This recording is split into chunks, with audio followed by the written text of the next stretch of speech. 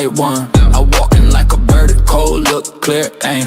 You wanted smoke, I heard it. You talk big, all wordy, all bark, no bite. You can't win this fight. I seen your hand shake when the room got quiet. I don't need a threat, I bring it, then I write. Yeah, yeah, yeah. Tick, tick, hear that whistle, step too close, get the missile. Blood in my eyes, stealing my jaw. Say my name once, then stand by the law.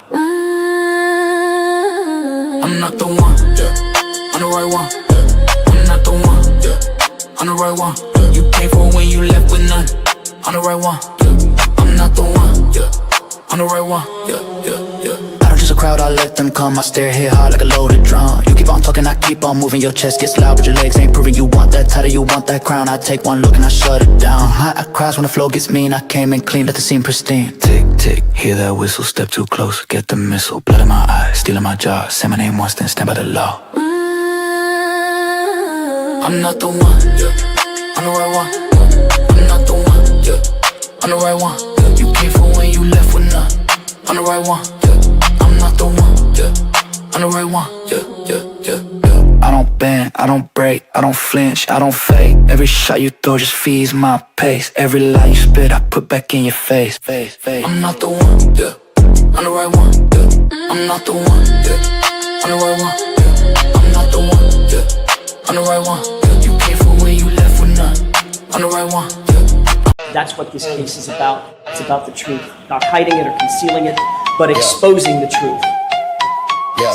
Don't let them get away with this. Do not endorse and sanction an investigation that is broken and corrupted top to bottom. That's why you stand as the guardian of justice and the protector of justice. And my question to you is, what will you do with this moment? Hey, hey, you did that, look at you go. Drop that down and now the whole room know. Big heart energy still in the show. You walk in and the whole place grows. Old school smile with a fresh new grin. Same sweet spot, let the chaos in. Cards on the table, you win again. Everybody turn when you step in. Hands up, look alive. You made the whole night rise. They've been waiting on your name. Now it burns through the frame. Let's fucking go. Let's fucking go. You did that, and everybody knows. Turn up, toast to them both. Let's fucking go. Big heart energy still in the show. Toast to them.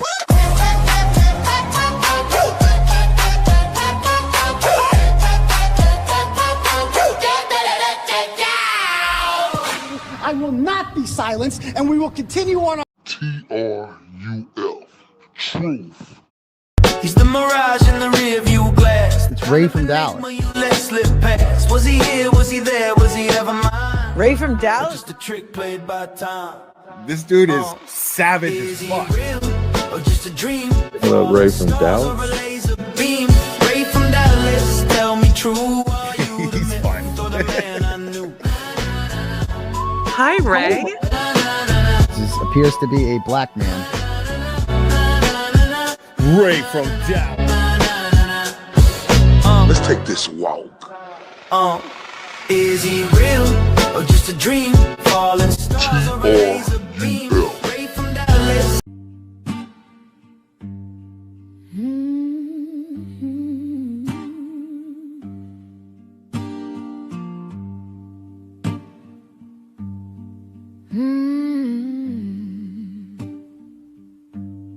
The wind hums low, a hollow refrain through cracked window panes. It calls my name. The clock ticks slow. Its echo stays. Each moment drags, then slips away. Blue curtains are hiding all my pain. Blue curtains are dancing. Shout out to everybody on here from that 214 to around the states to across the pond. Salute.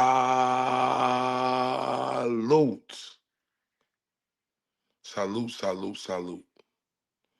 You know they're working with your guy RFD, aka Ray from Dallas.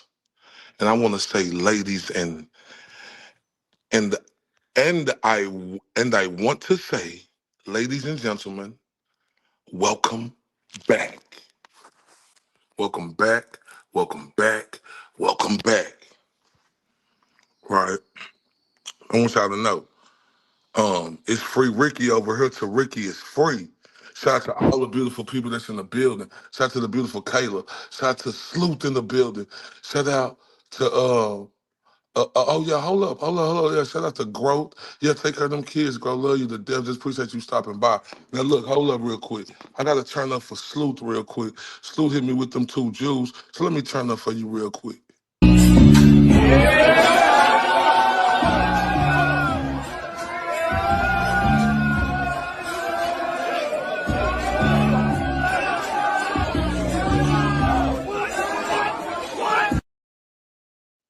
Hey, shout out to Sleuth, man. I appreciate. How many Sleuth is it? Is it? Because you another Sleuth, right? Or you the same one? You know who doing that video with Teresa? Because I know you another one. You the I know you is. Because I was talking about you last time when you was on her. It's just been so many days since I've been on her. That's why I want to make sure I'm correct. Thumbs up for what? You the other one? Or you the same one? I'm Mr. Blunder. They'll tell you. Sleuth Goosey. Oh, yeah, that's the beautiful Sleuth. You was on there with Teresa, right? This the one I always play, y'all, right here. This right. Oh, please tell me I didn't. Oh, please tell me it's here it is right here, Sleuth. This is incredible. And then we're going to get started. Coordinated effort to get these girls to that location by more than one person. Yes. Who is the other person? Keegan Klein. And he does. He said that on his recent interviews after trial that he believes that there's. Oh, you not Goosey? Oh, okay. No, I'm the only salty Sleuth. Okay. See, I'm Blunder. See how I'm quick drama. I be going quick and shit like, okay, I will do that. I mean, oh no, I just be extra like that, right? I do. I don't know. It's just human nature, right?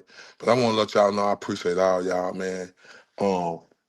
Been some days since I've been on here, but we did a double take. We did like 2 videos last night, but we had to finish the video, so we just did the video all the way over, right? And I appreciate everybody through these times. Cause like I said, we all got trials and tribulations, right? And somebody, not on here, but somebody called my baby. They said he was ugly, and I say, oh my, how dare you? How dare you? So let me turn y'all up with my baby Cameron to show y'all how handsome and adorable he is.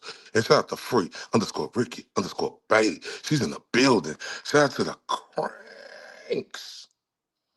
Let me turn my baby up for y'all. His camera. He say good afternoon. It's morning time because I had him this morning, but it's afternoon. But he's saying good morning.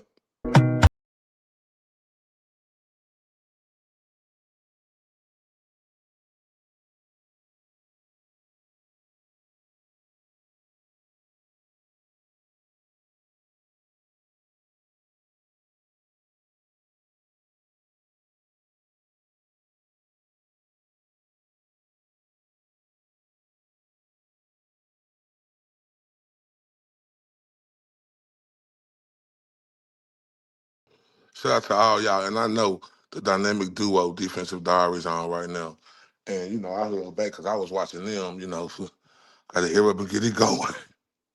Got to hear up and get it going. But shout out to the dynamic duo and Bob and Ali Mata, man. They over there going over the ghost stuff over there. So salute to them, right? I just had to hear up and get this one in, right? But just know I appreciate y'all, right? And we gonna keep this going, man. We not playing no games with this, man. And like Cuz said right here.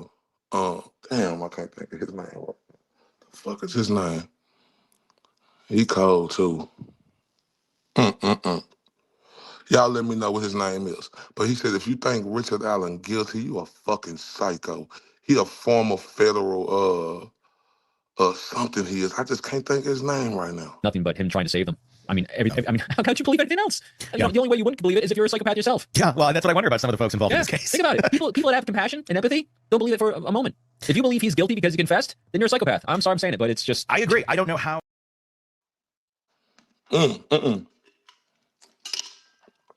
Not Sergio. We got a lot of Sergio today. But like he said, if you think Richard Allen guilty, you a psycho. And I mean it. Because it's zero evidence. Zero evidence. I mean negative to the fucking moon evidence against Richard Allen. None, not a TT. Nathaniel. Yeah, he a retired FBI. We was just saying his name last night. I can't think of his name right now, y'all. My bad. Can y'all hear me good, though? Let me know if y'all can hear me good. I want to make sure y'all can hear me good. Give me 1 second, y'all.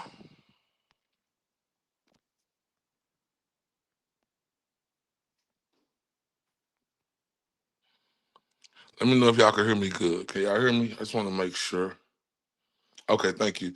Salty Sloot. But like he say, if you think Richard Allen guilty, you a stupid idiot. You a stupid fool, right? You a stupid fool. And it's mind-boggling to me today because we're watching Sergio, right? But hold up, before we get started. RFD Reacts to Sergio. Attention to detail during the Kelsi Graham analysis. Impressive. Let's take this walk.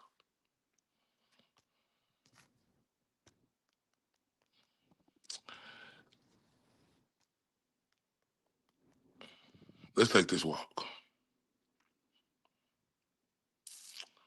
Impressive, right?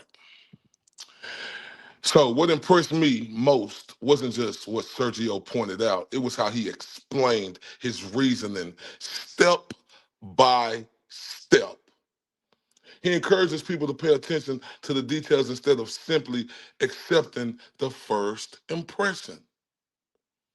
That's what this channel is about, examining information, discussing different perspectives, and encouraging critical thinking. I always encourage everyone watching to review the available material for themselves and come to their own conclusion.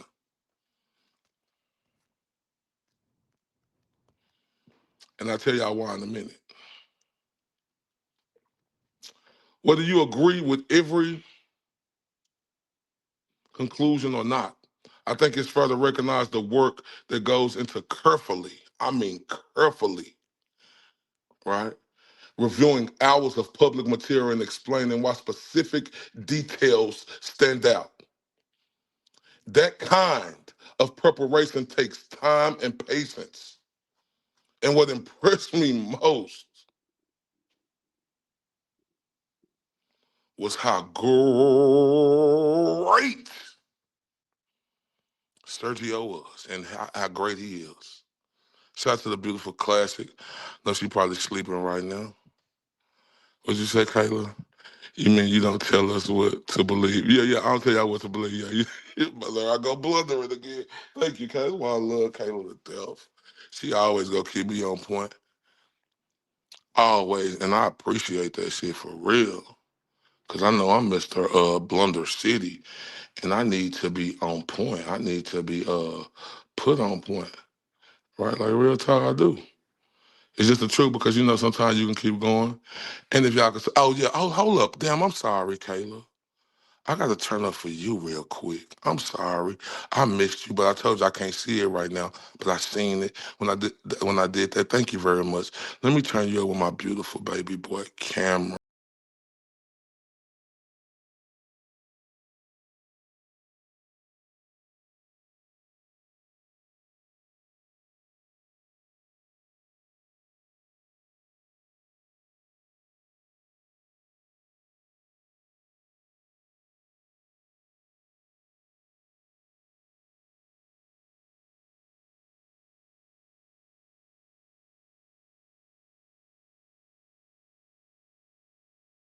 I ain't lying, but I am a blunder waiting to happen. But thank y'all for making thank y'all for making me feel good.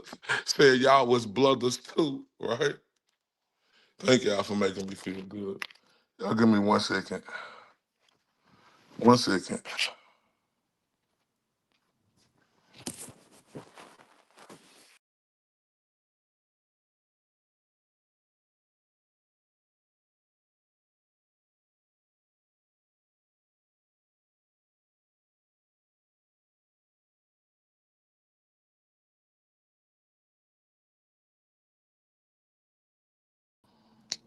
Sorry about that, folks. But we is back. We is back, we is back, we is back. And like I said, I got the new Cash App pinned. I won't be able to see it right now like I wasn't able to see Kayla's and the beautiful Laura Ornado's earlier, right? But if y'all can, please, please, please support that Cash App because we need it right now. We got these trials and tribulations, and we need all the help we can get because we got, and I mean that. Now look,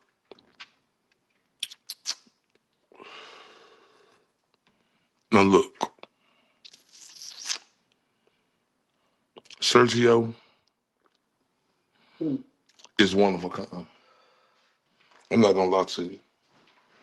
That dude is absolutely phenomenal. And listen, um, if you ain't listened to this guy or listen to, and this is just part one, right? This is part one because if y'all can see the thumbnail, RFD thoughts on Sergio's breakdown of Kelsi German. You got Kelsi, you got Keegan, you got the fake Anthony shots, and you got TBE, the best ever that I done seen on here so far. When it come to breaking it down, the great Sergio. TBE, the best ever.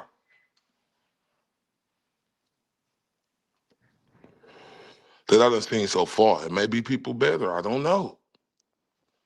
But right now, what I done seen, and especially looking at that bald-headed dude who wear them fucking bifocals and looking at other people, they absolutely suck compared to Sergio. And like I told you, I gotta talk about Sergio. I got to give Sergio so much credit, right? Because Sergio is a G. And when I say he is a G, I mean it. I ain't just saying he a G. Like, like when I first, and I'm be honest with y'all. Okay, it's like, my dumb ass was sitting here like, the fuck does TBE mean? Did he type the word?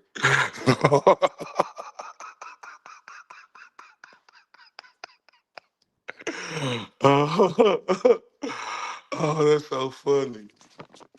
That's so funny. That's so funny. That's so funny. You know why it's funny? Because I know a lot of people would think that if you're not in a boxing, right? Floyd used to call himself TBE, right? So I just thought that, you know, so yeah, that's the reason why I put TBE in the best ever because this right here was so excellent, and I got the bow to Sergio. My ego ain't too big, right? Because like when I open this case up, right, it just points so many directions that when we know Richard Allen is free, and then everybody is suspect, right? And you know, when you don't get the proper training in something, right? It's okay to admit when you looked at something wrong. I mean, you looked at something completely wrong, right?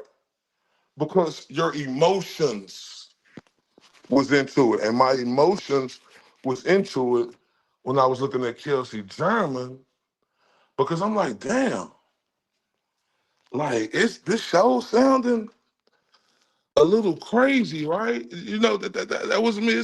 The story wasn't.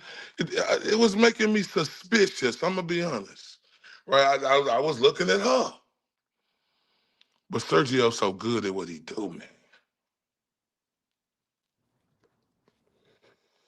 I want everybody to see this who ain't seen this,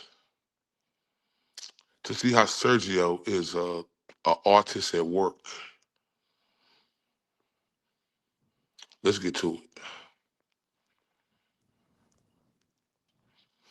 A date forever etched into the consciousness of Delphi, Indiana, the day the lives of Abigail Williams and Liberty German were horrifically stolen. It's a story you've dissected, debated, and analyzed, but today we're peeling back the layers on one of its most controversial figures, Libby's sister, Kelsi German. Over the years, whispers turned to shouts, conspiracy theories swirling online pointed accusing fingers at Kelsi herself, as well as many others, speculation fueled by seemingly contradictory statements, misremembered details, and mysteries that just refuse to fade, like the infamous sweatshirt confusion and a single strand of Kelsi's hair found clutched in Abby's hand. Did Kelsi have something to hide? Or was she a tragic figure caught between teenage secrets and unspeakable grief? I analyzed 3 distinct appearances by Kelsi German, a Zoom call recounting every detail of that horrific day, an emotionally charged interview inside a moving vehicle with HLN, and, most astonishingly, a podcast by Kelsi herself, where she confronts Doug Carter, superintendent of the Indiana State Police. What I discovered during this analysis is nothing short of shocking, but not for the reasons you might suspect. Because in a plot twist that would make M. Night Shyamalan blush, when Kelsi asked Superintendent Carter about corruption, let's just say the deception indicators weren't swarming around Kelsi. But what does all this mean for the Delphi investigation? What truths still hide beneath the surface? And most importantly, is Kelsi German a tragic victim, unjustly scrutinized, or something else entirely? Today, we're going beyond speculation. We're diving deep into deception detection, revealing exactly who is telling the truth, who is hiding something, what they're hiding, and why. You won't believe what we uncover, so stay tuned. Man, shout out to the beautiful, pretty Kookie who, damn near all my music, damn near all of this stuff, the original intro, it's all her. So if y'all ain't subscribed to Kookie, please drop her in the chat. I know everybody subscribed to her, but if you ain't, please go subscribe to her, because she is one of the most talented people on YouTube, and that's just clear cut, no debating. Now, I was listening to the Great Sergio, right? And he started telling me the factors, like how I told you about my emotions. Right? Well, everybody was suspect. If the shoe fit, I had everybody putting that bitch on, from these two on the screen, Kelsi and the fucking piece of shit Keegan, and all the other motherfuckers who was involved, right? But he let me know, could this be her deceiving us, lying to us? Or could this be her trying to keep a secret because she was doing something else? Oh, this was diabolical when I said, that's why I got to give Sergio all the credit in the world. So let's get to it. Before we dive deeper into our analysis, I want to equip you with 2 powerful indicators of deception. Mastering these skills will allow you to see through deception, uncovering hidden truths that are sitting there right in plain sight. Indicator number 1 is called literal verbiage, and it means exactly what it says. Here's how it works. When somebody tries to lie about a specific memory or event, their brain often becomes hyper-focused on what they're hiding. Remember, the Broca section is both operating independently and hyper-fixating on that seared-in memory. So they might inadvertently state the exact truth they're desperate to conceal, mixed subtly into their deceptive speech. Now let me give you a couple example phrases, and let's see if you can tell which one is deceptive and which one isn't. Statement number 1. I can't believe she said I killed those girls. Statement number 2. I can't believe she accused me of killing those girls. Did you notice the difference? Yeah, obviously. The deceptive person literally says the incriminating phrase, I killed those girls, embedded within their speech, unintentionally confessing through their own words. The truthful statement never directly admits guilt. It's careful, articulate, and devoid of hidden admissions. This is not accidental. When your brain is hyper focused on, I killed those girls, it's almost impossible to not let those words come out somewhere in your speech. That's why I look so intently for those inadvertent confessions. Let's move on to our second critical indicator, which involves repetition, specifically repeating words. This repetition I call sensitivity, a signal of internal stress and cognitive overload. For example, repeating filler words like and reveals elevated stress and anxiety levels. But repeating pronouns is even more telling. Let me give you another 2 examples here. First, I went to the store and then I left. That indicates high sensitivity. I know, I'm not letting you guess on this one. But the next example is an example of all-out complete deception. The second example is I was at the store. That is deception. When somebody repeats a pronoun twice, that's high sensitivity. It can be deception, but it can be a lot of other information that person is trying to process. What happens to a truthful person is they shut down that process after the second I. Once they realize that they've started talking and there's more information that they need to analyze before they can tell you the truthful end of that sentence, they'll stop talking so that they can think. When a deceptive person is trying to fabricate the end of their sentence, they don't want that pause or that hesitation in there. So they feel this internal need to keep talking. So you'll see I, and then it'll run into the fabrication. But if you end up seeing more than 3 I's, oh man, that's painful. In fact, the 3 I indicator is so important. It's so telling that I actually used it on my favorite coffee mug right here, because there's just no way around it. When somebody's repeating I, it's deception. It's easy to spot in real time. You don't have to go back and analyze it. And it tells you exactly what's happening. Understanding these indicators transforms you from a passive listener into an active analyst. Now, armed with this knowledge, you're ready to deeply understand our upcoming analysis. So keep these indicators in mind, because we're about to apply them directly to Kelsi German's interviews and reveal truths that you never saw coming. As always, remember that the questions are in red and the answers may leave you shocked and confused, which reminds me. Oh, yeah. So remember, and. But Sergio is the truth. And like listening to this and watching this gave me a better understanding how you look at shit like this and observe it. This man is brilliant. Let's continue. All right, let's dive right in. A quick note. This episode's delivery will feel a little different than usual. My full analysis that you're used to, every observation, every linguistic breakdown, is still completely intact. You'll see it all on the screen in real time. But this time I'll be telling the story in a more conversational and narrative-driven way. It's still me, just a narrative through a little different lens. Let me know in the comments, does this message still land clear or does it feel diluted? I'm open, as always, to your feedback. Now, let's jump right in with this introduction from Kelsi herself. I am Kelsi German. I am Liberty German's older sister. At the time the girls were murdered, I was 17 years old and I am now 19. Libby was more of an outgoing person. She loved children, she loved adults, she just loved people. That's how she was raised, that's how she became the amazing woman that she was turning into. Kelsi didn't over-introduce herself here. She kept it simple. I am Kelsi German. I am Liberty German's older sister. She was 17 when it happened, and she's 19 now. There's a calm authority in that statement, one that invites us to listen, not just because of who she is, but because of who she was when this all began. When she talked about Libby, the words were warm and loving. Libby was more of an outgoing person. She loved children, she loved adults, she loved people. That's a picture of someone who was open-hearted, gentle, and alive. But then, one sentence shifted everything. That's how she became the amazing woman that she was turning into. That word, woman, doesn't just slip out. It lands, and it lands hard. Calling a 14-year-old a woman comes with weight. It crosses a line linguistically and emotionally. We say girl when we mean safe, innocent, young, lady when we want to show polite distance, but woman, that's different. That carries a layer of sexual maturity.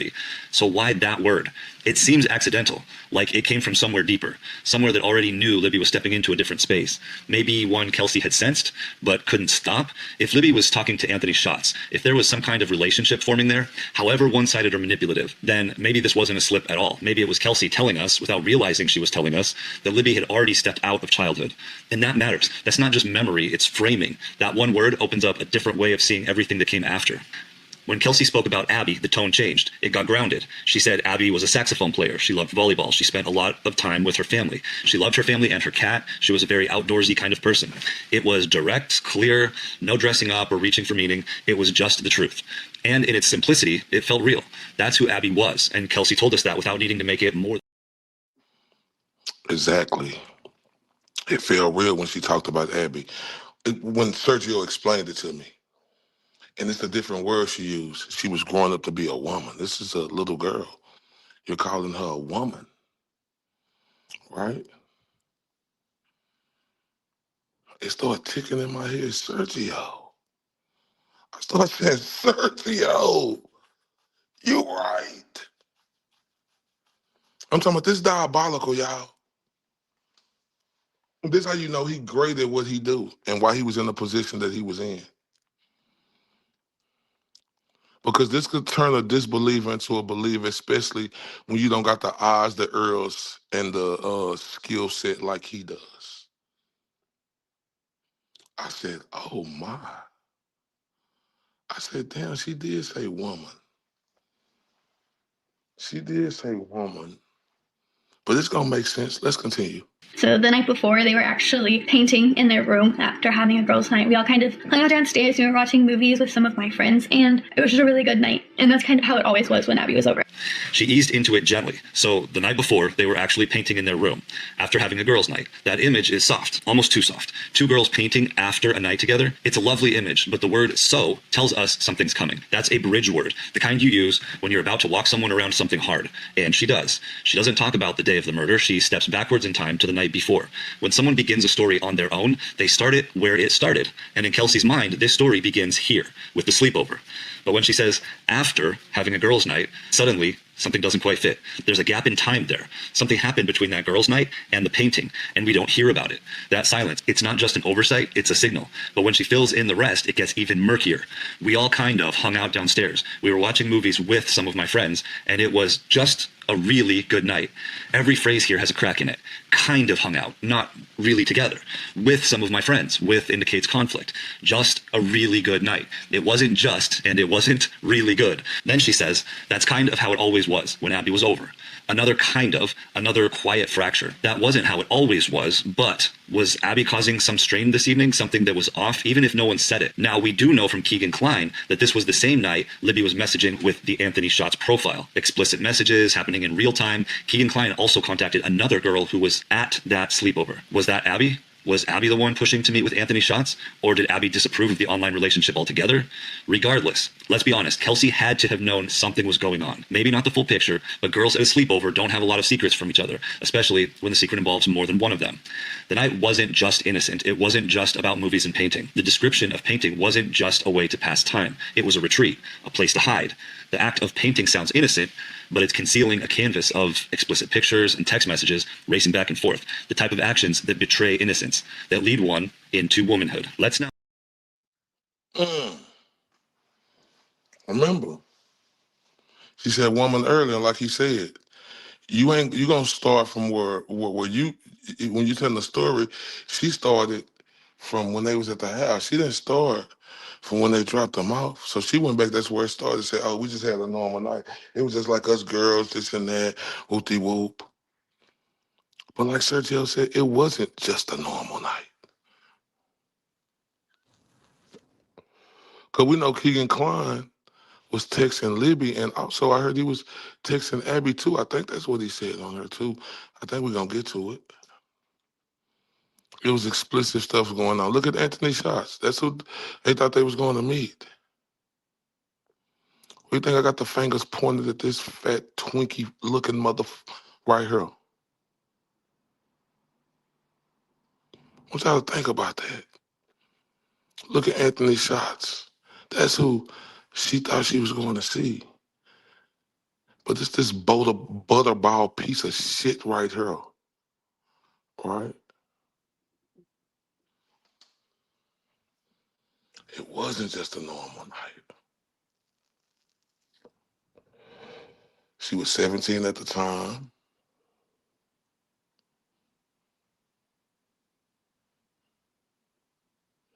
He looked fucking gross, Kayla. She was 17 at the time. She kept talking about woman. That had gone to her womanhood, right? And it's crazy. And I hate to say this, but that's how things usually go. For men or for women. You'll have a big sister, a big brother, a big cousin or something. You know, like whoop-de-whoop, you coming into like whoop-whoop-whoop-whoop. And they let you like, you know, like take you somewhere to meet somebody like whoop-de-whoop. We didn't think this unthinkable was gonna happen. Yeah, I would never call her a woman. Exactly, Kayla. Exactly. Exactly. That's why I say this dude is TBE, the best ever. The Great Sergio, who I done seen on her break this down because it's making sense. Like, his wordplay is amazing. His listening skills is impregnable in my Mike Tyson voice. He got great listening skills. And he break it down to where you understand it. Oh, it gets more. But if you peeping it, yeah, young lady before I call her 14-year-old. Yeah, I'm with you on that. Say young lady. Say young lady. But it's making sense to me now. And I want everybody to be honest if you are. We always get that older cousin, brother, or sister. When we were younger, in our days, shout out to Jenna Fisher, I am Jen, salute, beautiful. To take us somewhere, we want to be down. We telling them like whoop-de-whoop, we showing, and they be cool with it.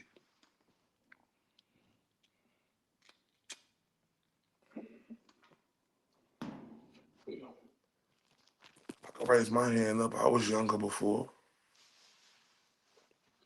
I had the older people, take us play to the movies, drop us off, do all different type of shit. Because we going to meet up with girls. Come on, y'all think about that shit, skating ring, all that other shit we used to do. Like, come on now. So, damn. It break my heart right now. So when I think about it,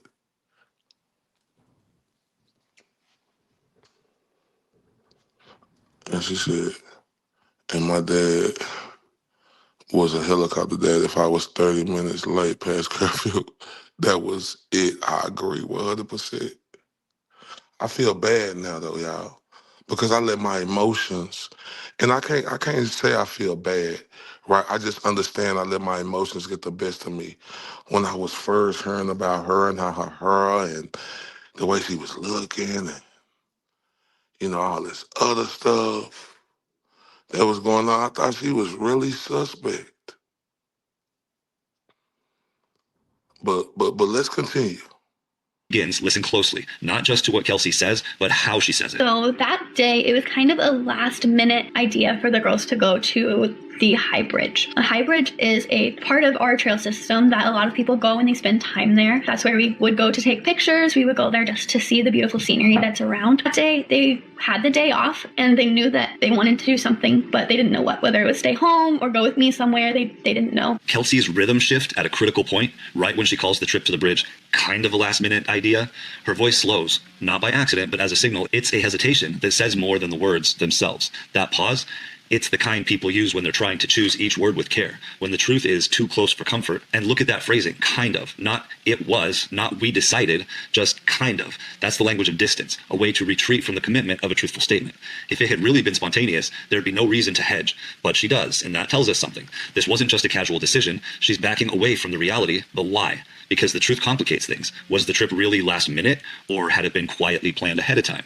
Maybe even the night before during the sleepover, when we consider what we now know, that Libby was messaging with Anthony Schatz's profile, and that another girl at the sleepover was also contacted by Keegan Kline. The idea of a prearranged meeting stops sounding like a stretch, and it starts sounding like the missing piece. Kelsi's language, vague and cautious, suggests a deeper awareness than what she's willing to acknowledge out loud. Her uncertainty isn't about forgetting, it's about protecting. And when she talks about her own reaction to the girls leaving that day, she says she wanted them to stay home. It's a small sentence, but the way she says it stands out. There's weight in it, not just hindsight, regret, a warning. Then she adds, they could have just gone with me. But here's where it slips. Kelsi had to work that day, so going with her wasn't actually an option. Why even suggest it? Because she's grasping at smoke, trying to rewrite the moment in a way that lets her hold on to something that now feels out of reach. That kind of contradiction, it's the language of someone who's improvising, reaching for something that sounds safe, but not necessarily something that's true. Even the word with carries subtle tension. it starts to sound like she's talking about people who were already emotionally distant, already moving in a direction she couldn't stop. And when you line it all up, her careful tone, her soft qualifiers, the repetition of the word they, it forms a clear pattern. This wasn't just a spontaneous trip.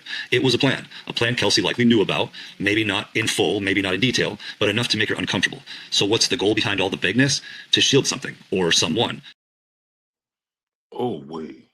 TBE the best ever. I done seen on her break stuff down in the Great Sergio. Oh, wait.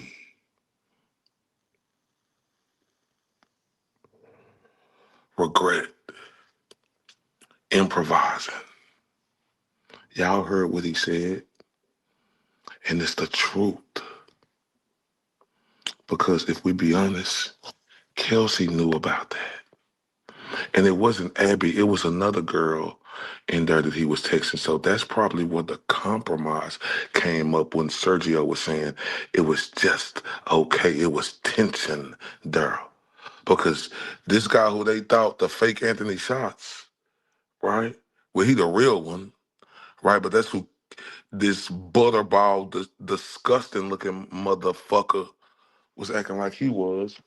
He had tension between probably Libby and somebody else, or somebody in there who was texting him, right? Oh, man. And she said regret. She said she wished she could have took them with her, but that's a contradiction. That's why he said regret, right? Because now I'm knowing she did nothing wrong, right? You know, I know people will say, oh, don't do this, right? And as a parent, I know all of us will be more cautious now, but I have to be honest. When we were all that age, or them ages, we had people up under us who we would take and drop off at the movies and do other stuff, you know. We don't expect nothing to happen like that. She didn't expect that to happen to her sister. Damn. Shit making sense now. She didn't expect that to happen to her sister. That's why this interview, if you ain't got the eyes, you know, them cyclop eyes of Sergio, right? I wouldn't have been able to see it like this, you know, clearly. And I know a lot of other people wouldn't either because, oh my God, everything he's saying makes sense. Let's continue though. And so that's kind of what led up to her going, was the fact that they wanted to do something on their day off. They just wanted to do something fun. They wanted to get out of the house. They didn't want to be there all stuck in the house on the day off. Oh yeah, I forgot about this. I'm sorry. She said we just kinda decided to go to there. Stop it. Look, she mentioned her words like he said, but just remember that we just kinda. And y'all gonna understand why she knew they knew. It's just a lot of regret and sorrow. Oh man, oh man. And so that's kind of what led up to her going, was the fact that they wanted to do something on their day off. They just wanted to do something fun. They wanted to get out of the house. They didn't want to be there all stuck in the house on the day off of school. It was a nice day. Another thing I remember was eating breakfast with her that morning. My dad had made banana pancakes, and we sat there and we ate, and that was our last meal together, and I'll never forget that. And so that's kind of what led up to her going. Two softeners, and so and kind of, both designed to hold back the full emotional punch. Together, they say, I'm going to tell you, but only some of it. She describes the girls wanting to do something, have fun, get out of the house, not be stuck inside. 4 different ways to say the same thing. But when someone repeats themselves like that, it's not just about emphasis, it's about stress. The repetition doesn't add clarity. It foreshadows what's coming. Because deep down, this wasn't just a casual outing, and Kelsi probably knew that. Anthony Shots wasn't a footnote. He was the catalyst. But saying that out loud would break everything. So instead, we get a soft phrasing, round edges, emotional language without these sharp corners of truth. And then out of nowhere, she says, another thing I remember was eating breakfast with her that morning. That's not filler. That's grief. Banana pancakes. A quiet moment. The ordinary becomes sacred. But even here, listen to how she puts it. I ate breakfast with her, not we ate pancakes together. That little shift, with her, adds space. A lingering conversation that generated conflict. Maybe a warning from Kelsi that a meeting with a stranger from the internet might not be a good idea. A conversation that clearly wasn't received well. And then comes the sentence that stops everything. That was our last meal together, and I'll never forget that. Dad made banana pancakes. And that was our last meal together. I'll never forget about that. Shout out to the beautiful Spooky. She in the building. She say, Ray, yes, Ray, there's actually so much complexity to Kel's sis behavior and the roles she been forced into. Yeah. I ain't gonna lie to you. That's why I got to give it up for the Great Sergio. Right? Like I said, my ego ain't too big. My emotions was into it. It's like when I first seen it, right, I was thinking like, dang, she sure looks suspect. And she said, so the whole thing is like a setup. It's weird. It's weird as shit. This shit is weird, right? This shit is weird. So I'm telling y'all, at first, I'm looking at her as a suspect because they started talking about Holder, son, or somebody's son who she was dealing, something that happened. Somebody's son was walking through there that day. Mm-mm-mm. Let's continue, because this is outstanding work. Anymore. She's remembering and regretting. The sentence begins with so, a word easily overlooked but crucial in high-stakes language. It's a signal of internal sensitivity, a defense mechanism in speech that smooths the transition into a psychologically difficult moment. What follows isn't just memory. It's a reconstruction, filtered through guilt, emotional tension, and narrative control. So that day, I dropped the girls off at around 1:35. I watched Libby walk away after telling her I loved her. She said it back, and I made sure they both had sweatshirts. So they continued to walk, and I drove away. After I dropped them off, I called Jason, told him that I was on my way. Kelsi continues, I watched Libby walk away after telling her I loved her. On the surface, it's tender, but zoom in on the phrase after telling her. That small word after creates yet another gap. It subtly obscures a moment between speaking and watching, a moment that likely held something more. Not just affection, but a warning. It's probable that Kelsi tried one last time to dissuade Libby from going to meet Anthony Schatz. The omission is structural, not accidental. It conceals a final attempt and a final rejection. She said it back, a phrase meant to reassure, but it doesn't. The verb said is emotionally neutral or even cold. It's not told, which signals emotional confidence. It reads less like a heartfelt moment and more like Kelsi trying to convince herself, after the fact, that there was still peace between them. It's possible Libby said it sarcastically, dismissively, or out of obligation. Words spoken but not felt. That detail would haunt a sister forever. Then the sentence heard around the world. I made sure they both had sweatshirts. This is one of the few clean lines in her narrative. Direct, specific, and yes, truthful. And yet, even here, there's something quietly revealing. She doesn't say, I gave them sweatshirts. Or, they took mine. She says she made sure they had them. It's protective, mothering, but it's also a window into the moment, because it suggests that the sweatshirts weren't Kelsi's greatest concern at that moment. She was focused on logistics, yes, but likely in the middle of a far more heated and urgent discussion. She may have offered hers, they may have even agreed to take hers, and in the tension of that exchange, she may not have realized that they actually took their own sweatshirts. Why is that so important? Because it points to conflict, not coordination. Kelsi's priority wasn't just the weather. The conflict came from a far deeper fear, where they were going and why. Remember Kelsi's language. Libby was becoming a woman. Kelsi's fear here was likely not of death itself, but rather, how shall I put this, bringing forth new life. Sometimes the worst case is so inconceivable that it's not even the greatest consideration in that moment. Oh, wait. When you talking about hitting the nail in the coffin on that, man, Sergio is the absolute truth.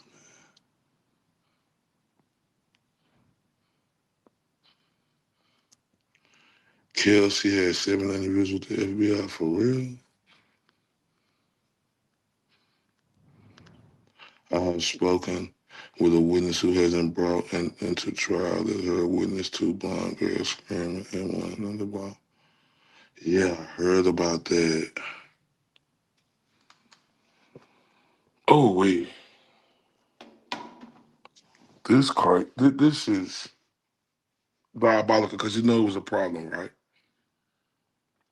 Because she didn't want her to go, but you know she didn't want to be that sister where the other sister like this because you was doing it like that, and now you telling her she can't do it, right? Does that make sense?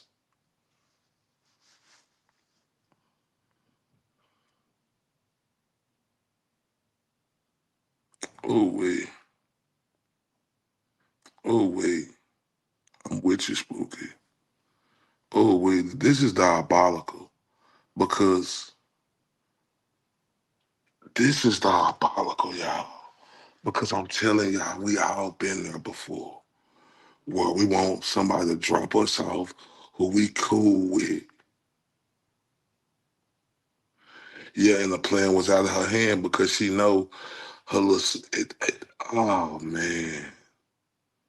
Oh, man. Damn, when I first was watching them interviews, y'all, seeing her, I was just putting her, like, my emotions were so out of there because of Richard Allen, because I know he innocent. Like, everybody was suspicious because all them had more fucking fingers pointed at them, and Richard Allen didn't have none. Oh, let's continue. Itself is not malicious. Malintent is malicious. Deception is not representing reality as it was. Sometimes people use deception to hide nefarious intent, but sometimes it's simply to preserve a veil of innocence that maybe wasn't really there, not out of hate, but out of love. So they continued to walk and I drove away. This sentence on its own is devastating. The verb continued is passive, resigned. It shows that she was already feeling helpless. In her mind, Kelsi had tried to change Libby's path, but changing someone else's path is not a child's game. Without the force of will that comes from age and experience, Kelsi was outside of her depth here. So she watched, hoping they might change their minds and turn back. But of course they didn't. The act of driving away was not just physical, it was symbolic. It was the moment Kelsi abdicated control and placed her trust in the belief that the worst would never actually happen. That same illusion that most people live by their whole lives, until one day, they no longer can. After I dropped them off, I called Chase and told him I was on my way. Here, Abby and Libby are no longer in Kelsi's presence, and we return to emotional safety. The relationship with Chase is routine, familiar, even exciting. Kelsi uses told again, which carries positive emotional connotation. Unlike the emotionally neutral said used earlier when describing Libby, this contrast is telling. Kelsi is relaxed here, comfortable. It marks a psychological boundary between before the trauma and after, between the moment she tried to stop something hypothetical and the moment she succumbed to the pressure and gave up, thinking as anyone would, surely everything will be fine. But we get to live in Kelsi's future, not her present. As we know, everything would not be fine. Oh, wait. Oh, wait, that just another nail in the coffin by Sergio. She looked back, she didn't want him to go, but she trusted him, and you never think about that, child. And you know, it's easy to say we all did it before, but you never think about that until it actually happens. Oh my God.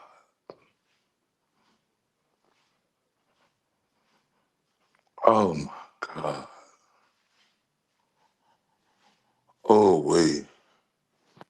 And I ain't lying. It get better.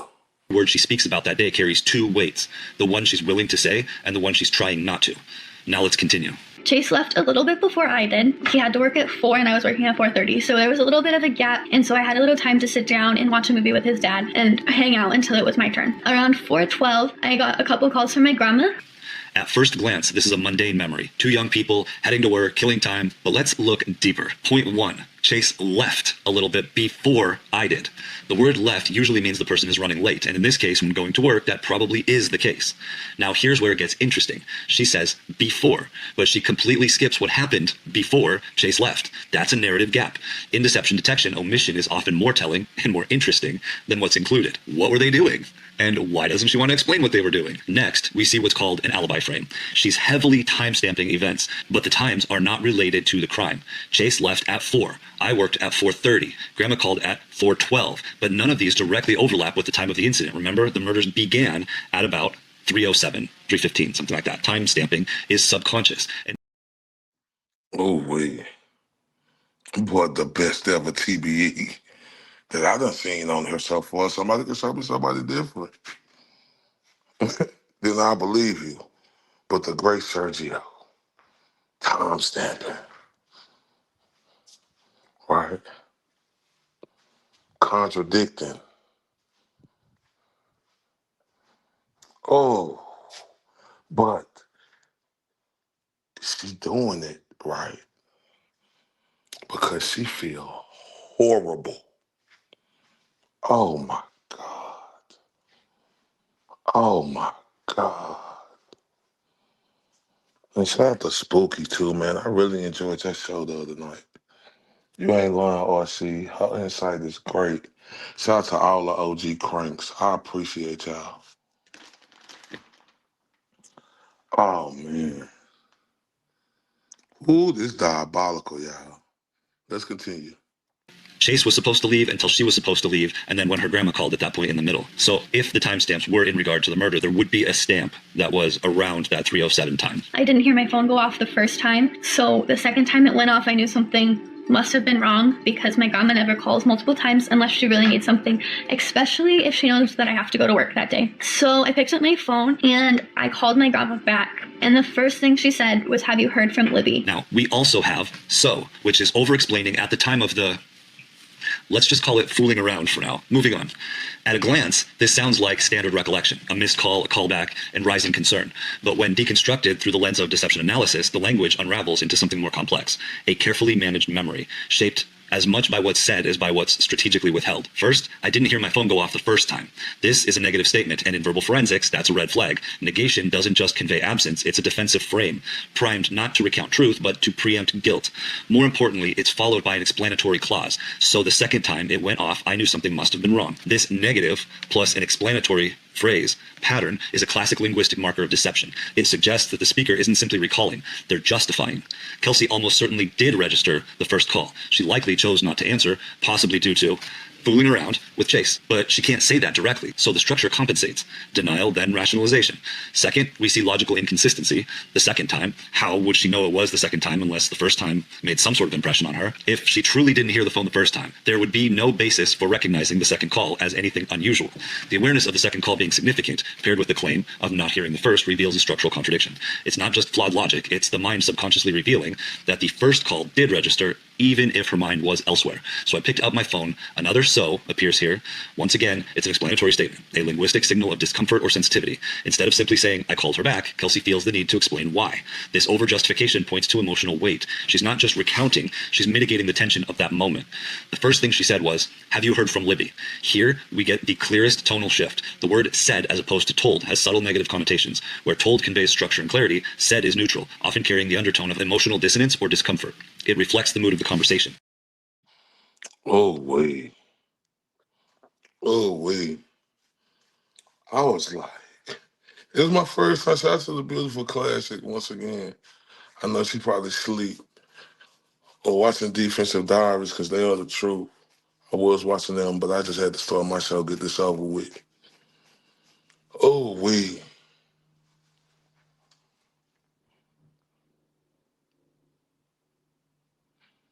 Oh, wait.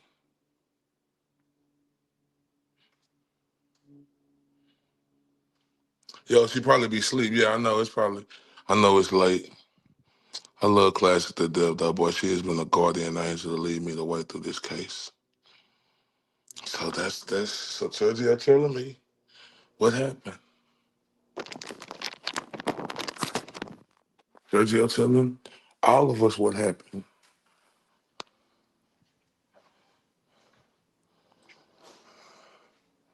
I hate to say it, but her and Chase was getting it on. I think they was getting it on. And shout out to Australia because it's a big fight. It's Sunday. It's gonna be Sunday morning in Australia, but it's Saturday night here. Tim Zoo fight Earl Spence. Earl Spence from Dallas, Texas. Oh, free underscore Ricky underscore Bay. Oh my God. TBE. I know y'all think that's a clerical error, no, but TBE mean the best ever. The great Sergio, right? Like, oh, they was, hey, look, I'm gonna get to you in a minute, Spooky.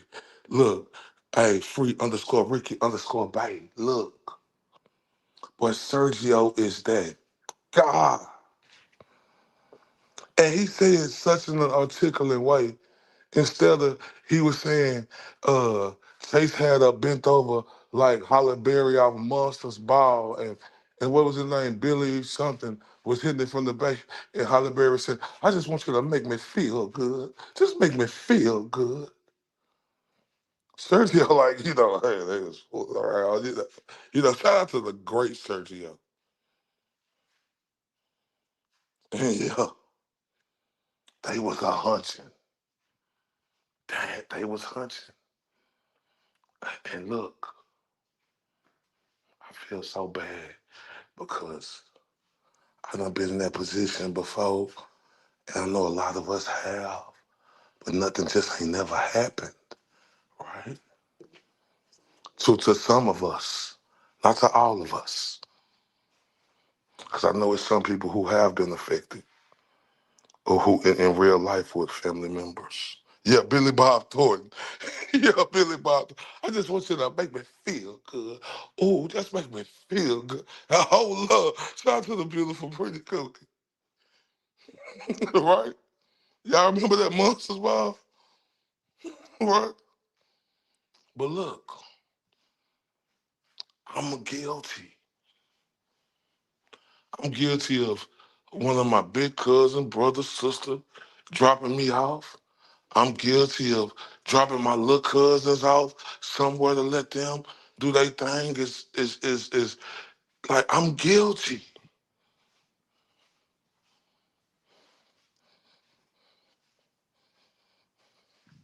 She said, oh, they was watching the movie, taking a shower, watching Chase car, getting ready for work, working.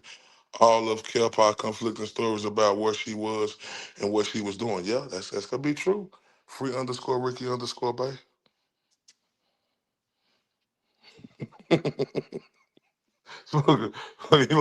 you like, nah, for real though. No. And I agree with free_Ricky_Bay. That could be it. But look though, I just look at it how the picture getting painted, and Sergio made me understand. She dropped her off, the conflicting stories. Oh, you got to be at work at this time, Chase got to be at work at that time. Hold up, man. So yeah, it was at Chase house on that. In my opinion, I could be wrong. Let's continue, y'all. Or they were at the bridge. Hold up, free. Hold up. Free_Ricky_Bay.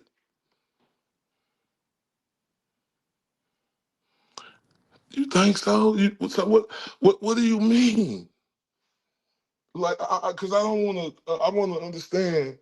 Because see, the way I'm taking it from Sergio, like I'm really looking at it like she ain't had nothing to do with it.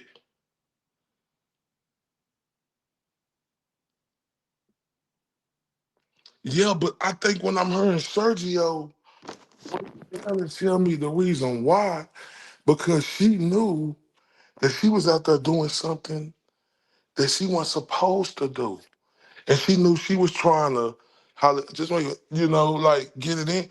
I could be wrong, but it just makes sense.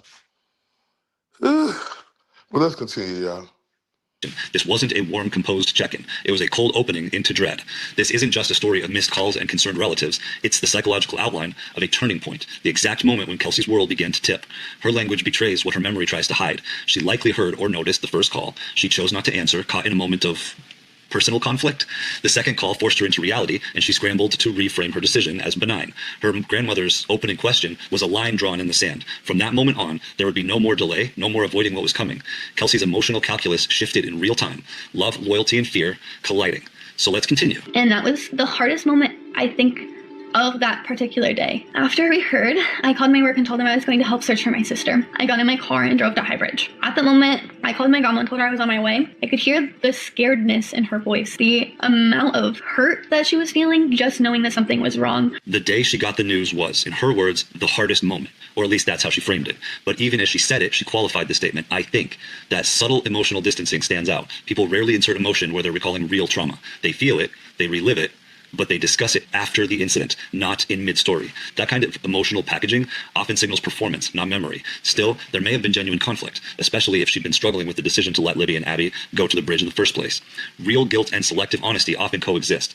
She described what happened next, calling her workplace, deciding to join the search, and getting in her car to drive to Highbridge. On the way, she phoned her grandmother, choosing to emphasize the scaredness in her grandmother's voice. Again, it was a curiously emotional note, as if she needed the listener to believe what she was feeling. But underneath the surface of that account, something was missing, specifically the time after they heard the news. There's a gap, an absence where key events should be. That missing block becomes even more suspicious when you realize it's tied to the word we. She doesn't say I heard, she says we heard, but her boyfriend Chase was supposed to be at work at that time. Also remember, he left late and in a hurry. Remember, he left, not right as he was supposed to, as portrayed. Pronouns are objective, and they'll betray you. That slip exposes something. Chase wasn't at work. They were together doing something that had to be hidden. And whatever that was, it couldn't withstand scrutiny. Her language gives away more, though. She uses the word told twice, once for calling her work, once for speaking to her grandmother. Told carries a sense of decisiveness and authority. It's the confident version of said, which is softer and more uncertain. The choice of told suggests that, in that moment, she wasn't overcome with worry. That tells us something crucial. She didn't believe Abby was in real danger. Not yet. If she still thought Abby was alive at that point, it's also hard to believe she was involved in her death. Oh, now listen. Y'all was right about this, right? I ain't gonna lie.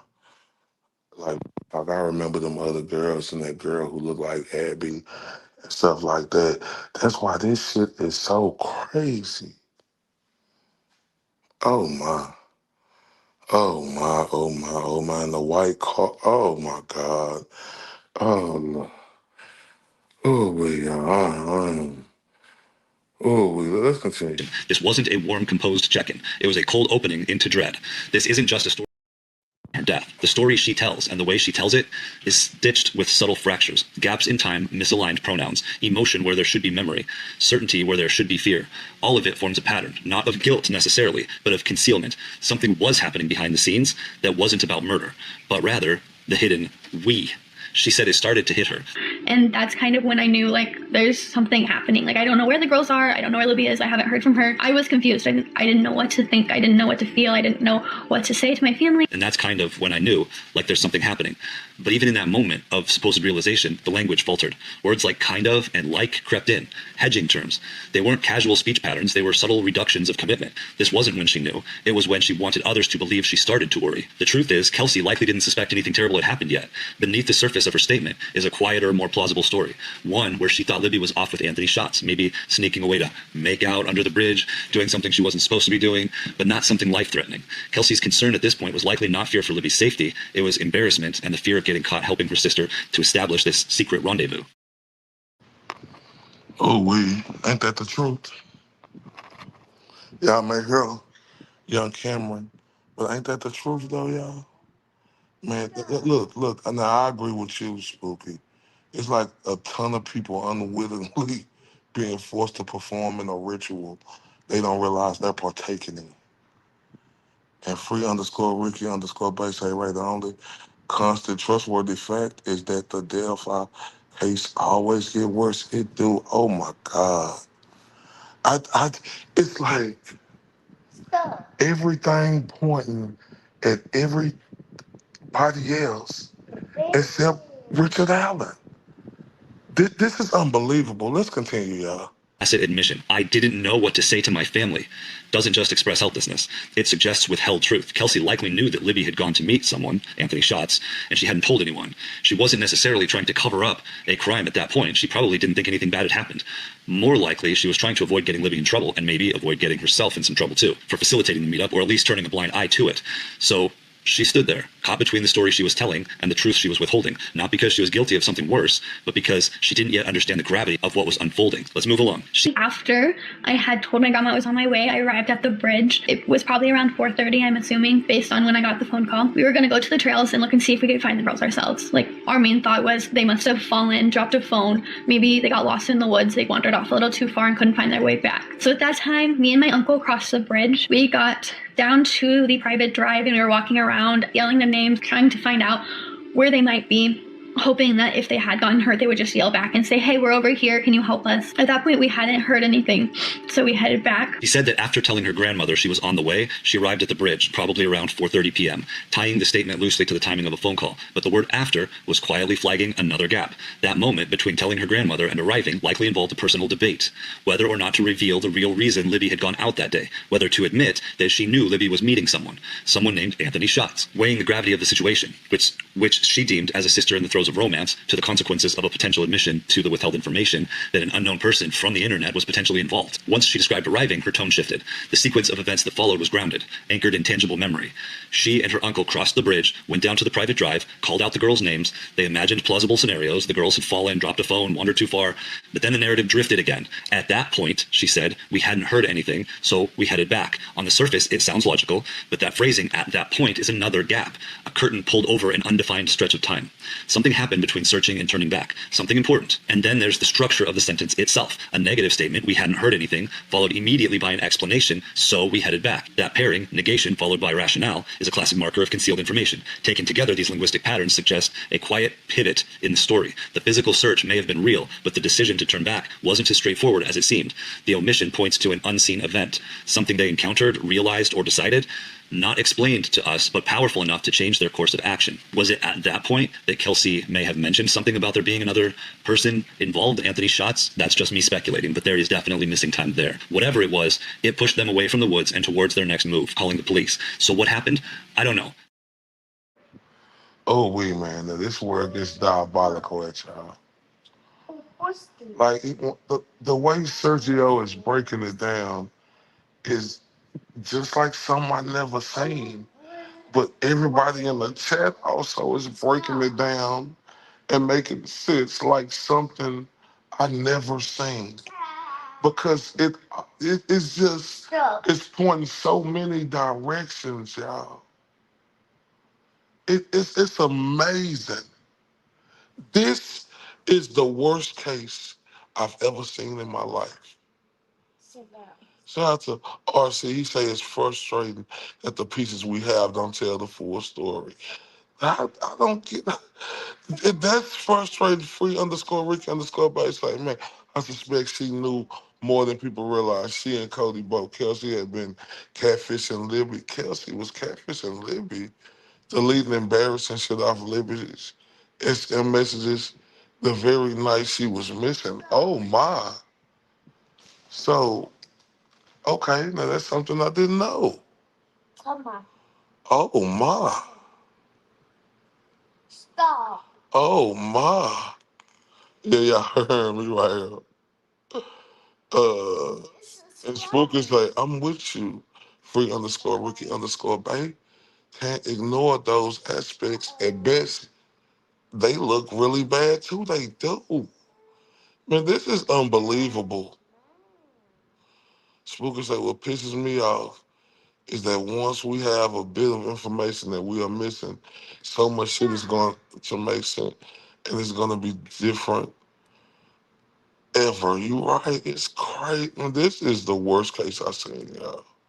Let's continue. Immediately by an explanation, so we headed back. That pairing, negation followed by rationale, is a classic marker of concealed information. Taken together, these linguistic patterns suggest a quiet pivot in the story. The physical search may have been real, but the decision to turn back wasn't as straightforward as it seemed. The omission points to an unseen event, something they encountered, realized, or decided, not explained to us, but powerful enough to change their course of action. Was it at that point that Kelsi may have mentioned something about there being another person involved, Anthony Schatz? That's just me speculating, but there is definitely missing time there. Whatever it was, it pushed them away from the woods and towards their next move, calling the police. So what happened? I don't know, but let's move on. We decided that it was time that we got a hold of the police. It was starting to get dark. We knew that they needed help. Every possible situation was going through our brains, and we never thought we would end up with the outcome we did. We got a hold of the police. Finally, my grandparents went to the police station. 13. She said they decided it was time to contact the police. It was starting to get dark, she explained. The missing time was the missing search. As the darkness would inevitably end the search, the word never replaces a more honest didn't, which wouldn't have allowed room for doubt or fear. Never is absolute, and absolutes are rarely truthful. It's a way to deny that the possibility of death had even crossed their minds. But of course, that's hard to believe. By this point, the girls were truly missing. It wasn't just a delay or running off with a boy. If Kelsi was being honest with herself, she had almost certainly started to fear the worst, and it's possible that her uncle might have also at this point. Let's Oh my God. Let me say that again. Immediately by an explanation, so we headed back. That pairing, negation followed by rationale, is a classic marker of concealed information. Taken together, these linguistic patterns suggest a quiet pivot in the story. The physical search may have been real, but the decision to turn back wasn't as straightforward as it seemed. The omission points to an unseen event, something they encountered, realized, or decided, not explained to us, but powerful enough to change their course of action. Was it at that point that Kelsi may have mentioned something about there being another person involved, Anthony's shots? That's just me speculating, but there is definitely missing time there. Whatever it was, it pushed them away from the woods and towards their next move, calling the police. So what happened? I don't know, but let's move on. We decided that it was time that we got a hold of the police. It was starting to get dark. We knew that they needed help. Every possible situation was going through our brains, and we never thought we would end up with the outcome we did. We got a hold of the police. Finally, my grandparents went to the police station. 13. She said they decided it was time to contact the police. It was starting to get dark, she explained. The missing time was the missing search. As the darkness would inevitably end the search, the word never replaces a more honest didn't, which wouldn't have allowed room for doubt or fear. Never is absolute, and absolutes are rarely truthful. It's a way to deny that the possibility of death had even crossed their minds. But of course, that's hard to believe. By this point, the girls were truly missing. It wasn't just a delay or running off with a boy. If Kelsi was being honest with herself, she had almost certainly started to fear the worst, and it's possible that her uncle might have also at this point. Let's get Oh man. And y'all ain't lying. Cause it's just so many conflicting stories. But the main thing is Richard Allen has nothing to do with it. Like nothing. It's like the other girls who y'all was talking about, they said it was an argument. You know, it was confliction in the house because Libby was texting Anthony shots and another girl was texting Anthony shots. The home girls and y'all talk about who was that channel that let me see what else y'all talking about. Y'all, that's why I say y'all the truth, man. And someone else reported an argument between the girls at the parking lot of the trails around the time Kelsi would have dropped them out. Damn. Oh my God, this case is crazy. I've never seen nothing like this. This is the worst case I've ever seen. When it's absolutely zero evidence. I mean zero. Zero evidence. Zero. Can they lock Richard Allen up, man? Let's continue, y'all. Let's continue with the story. 14. Knowing the area, I knew areas that the girls would have went if they were going there willingly. So going around those areas, I was able to help them go to spots that like I knew Libby would have been if she wanted. She explained that, knowing the area, she had a sense of where the girls might have gone, if they were going there willingly. It seems like a casual qualifier, but that one word, willingly, is a fracture in the timeline. It's not the kind of thought you have in the moment, unless something darker is already on your mind. That's not how people think during a simple search. That's how people think when they're already aware there was another person involved. By inserting that word, Kelsi unwittingly revealed a split in her awareness. She wasn't just looking for the girls, she was already calculating the possibility that Libby hadn't gone there by choice. But she doesn't say it directly. She uses the conditional to keep it at arm's length, making it seem like she was still holding on to hope, when in truth, the thought of coercion had already entered her mind. Then she mentioned the places she guided the others to search, places where she knew Libby would have been if she wanted to be there. What she's describing, carefully and without naming it, are the kinds of spots teenagers sneak off to. Quiet, hidden, semi-private, make-out points. That detail suggests Kelsi had reason to believe Libby had arranged to meet someone like Anthony Schatz. At that stage, Kelsi likely still thought this was a situation she could manage. Maybe Libby was just being reckless. Maybe she was hiding with a boy. But beneath that possibility was a deeper one she couldn't bring herself to say aloud yet, that Libby hadn't gone willingly, and that something was already terribly wrong. The language dances around that fear, avoiding it with conditionals and vague geography, but it's there in what she says, and more clearly in what she tries not to. And so, we move on. Oh, wait. I mean, this is unbelievable. I mean, I mean, when I tell you, Sergio was talking to me, right? He taking me on the walk.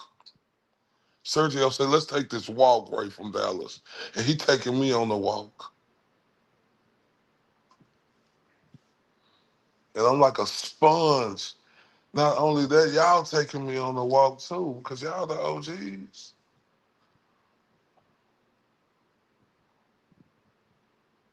The OG cranks. I am. Oh Lord, I don't know what to say. Let me just go to the next clip.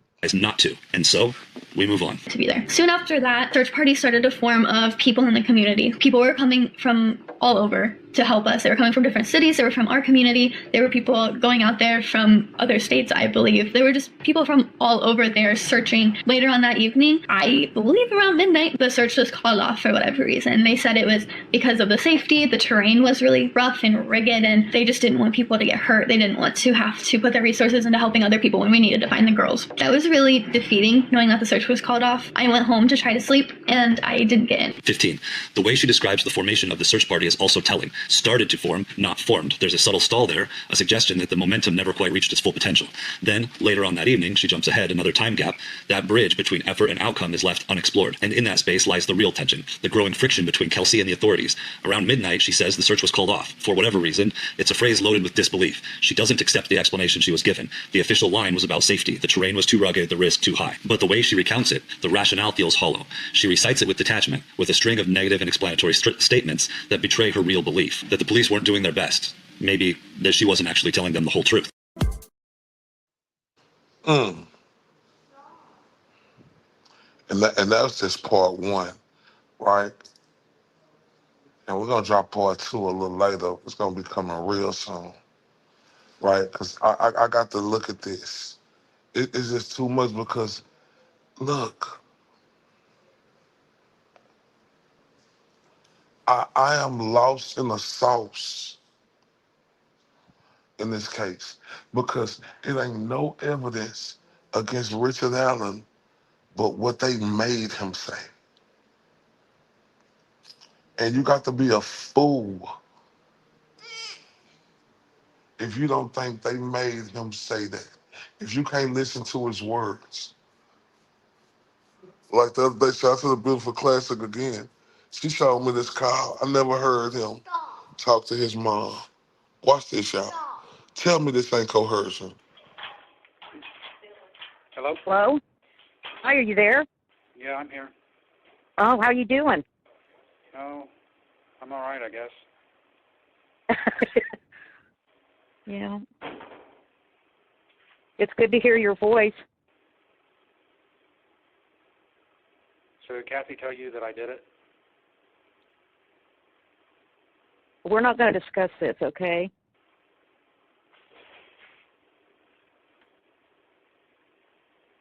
Are you there? Yeah, I'm still here. Yeah.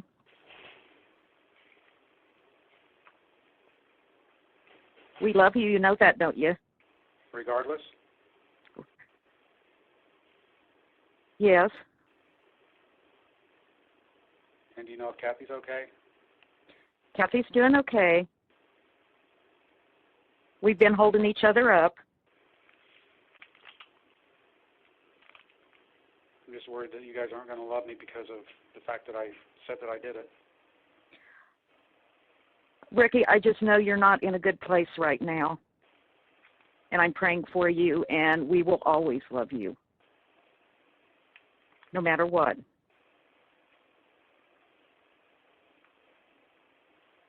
But just saying it doesn't mean you did it. Well, it does when I did. Rick, don't talk like this.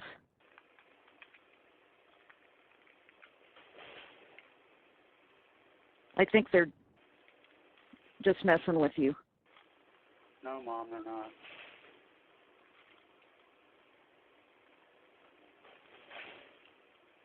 I love you, though. What are you doing? I love you too, hon. I just know you don't have it in you to do something like that. Mom.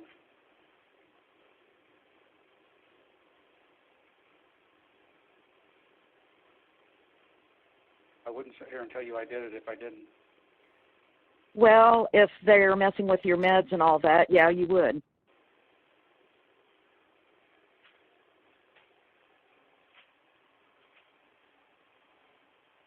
But we're not going to discuss the case anymore.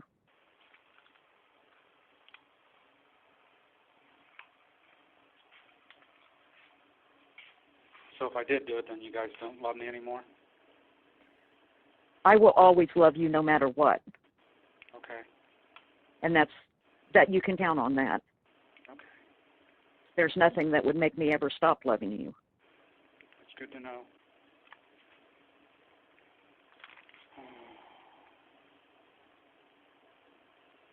Are they letting you call again? Well, right now I am. Have you gotten any of my letters? I'm not really getting mail anymore. Again. I write you every day. Great. There's something else to share with my therapist. Oh, they're letting you talk to her again? They always have been letting me talk to her. Oh. Just once a month or on a regular basis? No, she's coming and seeing me every day. Okay. Well, that's good to hear. All right.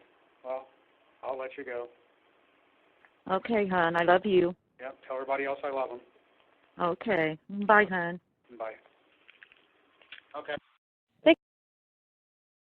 Now, first off, who was he talking to at the end? Who was he talking to, Freak_Rick_Bay at the end? Like, who all got common sense? Who can hear the pauses? Did Kathy tell you what happened? Hold up. Why do Kathy? That is your mama, right? You gonna tell your mama what happened? Why you gonna say did Kathy tell you what happened? He talking about tell me what, hon? That I did it. That you did what? That I did that? No, you didn't, honey. They just got you on something. You're not like that. And he paused. Would you still, he said, would you still love me if I did do it? He said, I would love you through anything. He said, regardless. And second thing, when you making jail calls like that, and he ain't had no human contact, do you honestly believe, like the way they was doing it, and the way that therapist was there, and how he wasn't getting his mail, do you honestly believe he wanted to get off that phone that quick? You let that thing come on and tell you you have a minute left. This makes no sense. Yeah, who did he say okay to? We know who it was. It was Walla, because he was reporting to him every day. His mom thought once a month. He wasn't getting his mail. Oh, my therapist, oh, that's something else I got to tell her. You know why? Because she said if you wouldn't say this, you wouldn't be able to do that. You won't be able to do this and do that. Koala, that tinky winky hillbilly, just dreadful woman, right? Man, that is the worst. That is the worst. You're not going to get off that jail call with your mama, Richard Allen, if they had you in seclusion like this. They telling you, hey, boy, you want to do this? You better do this. You better do that, because if you don't do it, guess what?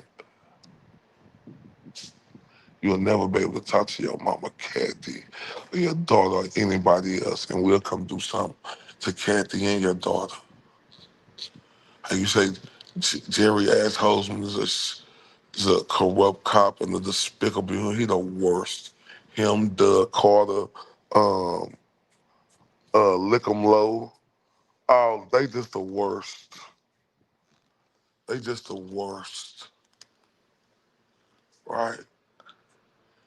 But I want y'all to really think about that. This is a dude who was really not having no contact. Why would he be ready to get off the phone like that? And who is that who he's saying okay to?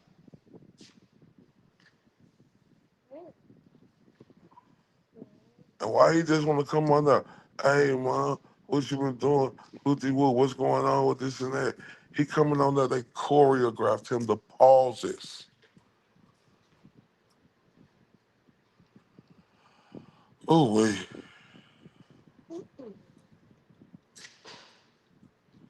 It's bad. All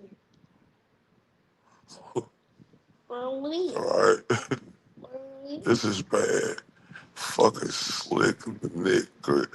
That you know what's crazy? What we went over earlier. He asked Hungry Hippo. You know, Debo body got more belly than he got body with the dentist the menace haircut. Mr. Head and Shoulders himself. He asked Hungry Hippo, what do you think about him being in the cell, telling his family he found Jesus? And whoop-de-whoop basically was saying he had this come to Jesus moment. And he asking the Hungry Hippo, what do he think of that? The Hungry Hippo, the same guy who said, oh, Richard Allen was malingering his condition.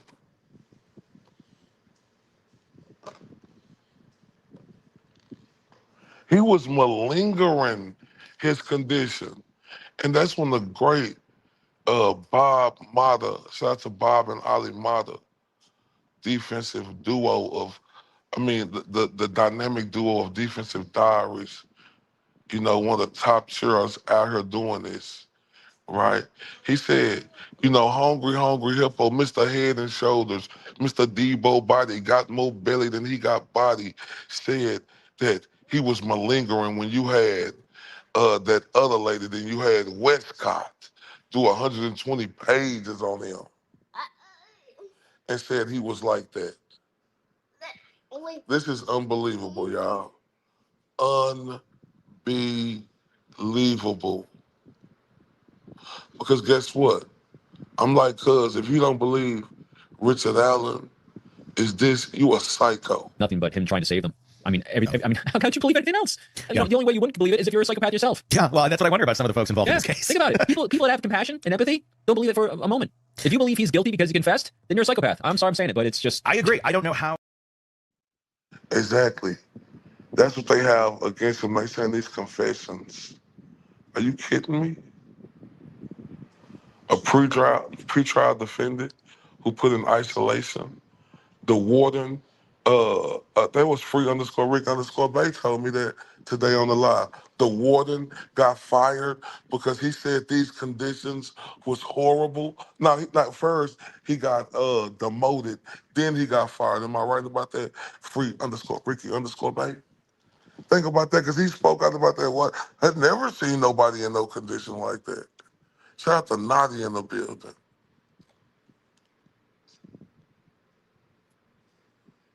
And then he got demoted, then he got fired. This all new information I got early this morning. When I was doing my live from free_Ricky_Bay. And Classic and everybody else who was there. Are you kidding me? Well, this is bad. And I know this call a little fast, but this is the first time, I think, right? You know, that he talked to Kathy.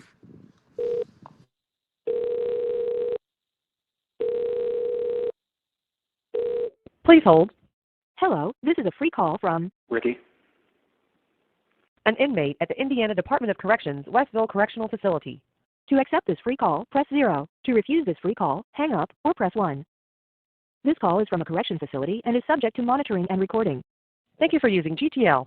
Hey, are you there? Hey, yeah. Okay. I'm sorry, hon. I'm trying to keep this together. Oh, hon. I don't want to upset you anymore. All I want to do is be able to help you. Okay? Yeah.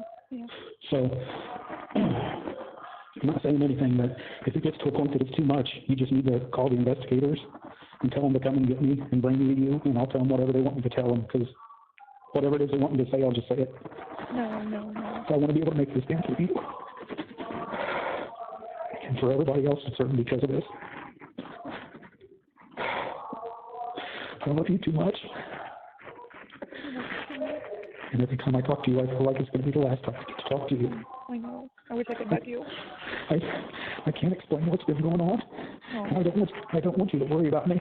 Yeah. I'm a man and I'll take care of myself, but I'm worried about you. And that's all I do is worry about you. So, and you let everybody else know how much I love them with you. You need to hang in there, honey, okay? Huh? You need to just hang in there because they're going to get you an attorney soon, okay? Will you just let everybody know how much I love? Of course I will. They already know, hon. No, they don't. Yes, they do. Nobody loves me anymore. Stop. That's not true. I know. I'm sorry. I'm sorry. Not true. Okay. I'm sorry. I'm sorry. Okay. Okay. I know what you told me. I know what you told me, and I believe you. Yes. I just, knowing I'm never going to see you again, or at least it feels that way. I'm just saying, if it gets too hard, just tell them to come and get me and bring me and bring me to see you, and I'll tell them whatever they want me to say. No. It's okay. It's okay. Okay. I don't need you to try and be strong for me. Okay. You need to be weak. You need to be held. You take care of yourself. Okay. Okay. I know. But you need to get the help you need. I can't hug you. I can't tell you anything that's going to make you feel better. So please just make sure if you need Mom or Greg or anybody that you're going to them, don't wait. Okay. Did you go back to work? No. Okay. They don't want me there. They don't? They're afraid for me. Oh, okay. That's okay. They're afraid for me. I'm afraid for themselves, so. Okay. Let's do the best I we can. understand. Yeah. I'm sorry, baby. You have 1 minute remaining. I'm sorry, baby. Just one more thing. I fucked up for you. I just love you so much, babe. I love you too, honey. Okay? I'm not going to keep calling. No, I wish I could see you, babe. You don't know what I'd get to see you just one more time. Because I don't know what I get. But you just know that if anything happens, I'll see you in the next lifetime. I swear I will, okay? Okay. You take care of the family for me. I love you all. I love you too, sweetheart. Okay. Bye-bye. It's good to hear your voice. I love you too, sweetie. Okay. It's going to cut us off here. Okay, I love you. Okay. I love you. I love you, honey. I love you. I'll hold on. Thank you for using GTL. Oh, that hurt. Oh, that hurt. Because he was almost broke. This is a thumbnail I did yesterday. I would tell them whatever they want.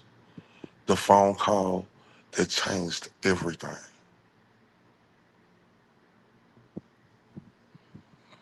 I would tell them whatever they want. And this was crazy.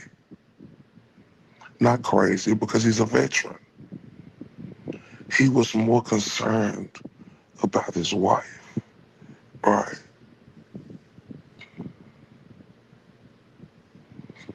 They put him in them horrible position, Holman, Lick 'em Low, and these other officers was coming down there.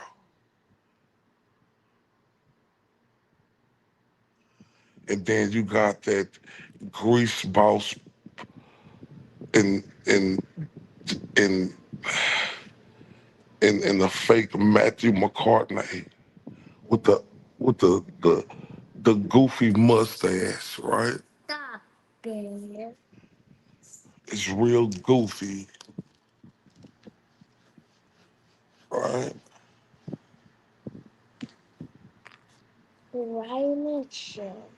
These people gotta go treason. They should all be considered an act of war. I agree. Unbelievable, y'all. 3, 4, 5, 6. Unbelievable. I will tell them whatever they want. This is the phone call, y'all, in my opinion, that changed everything.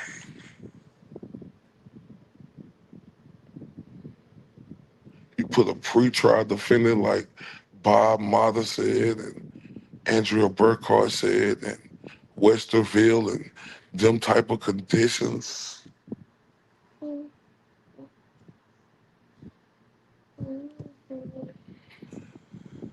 Oh, I never seen nothing like this. That's why I say it's free Ricky until Ricky free. That's why I need everybody to share a like. If you can support the channel, support, but the main thing is sharing and liking. Because I think September the 21st is the day, right? Red.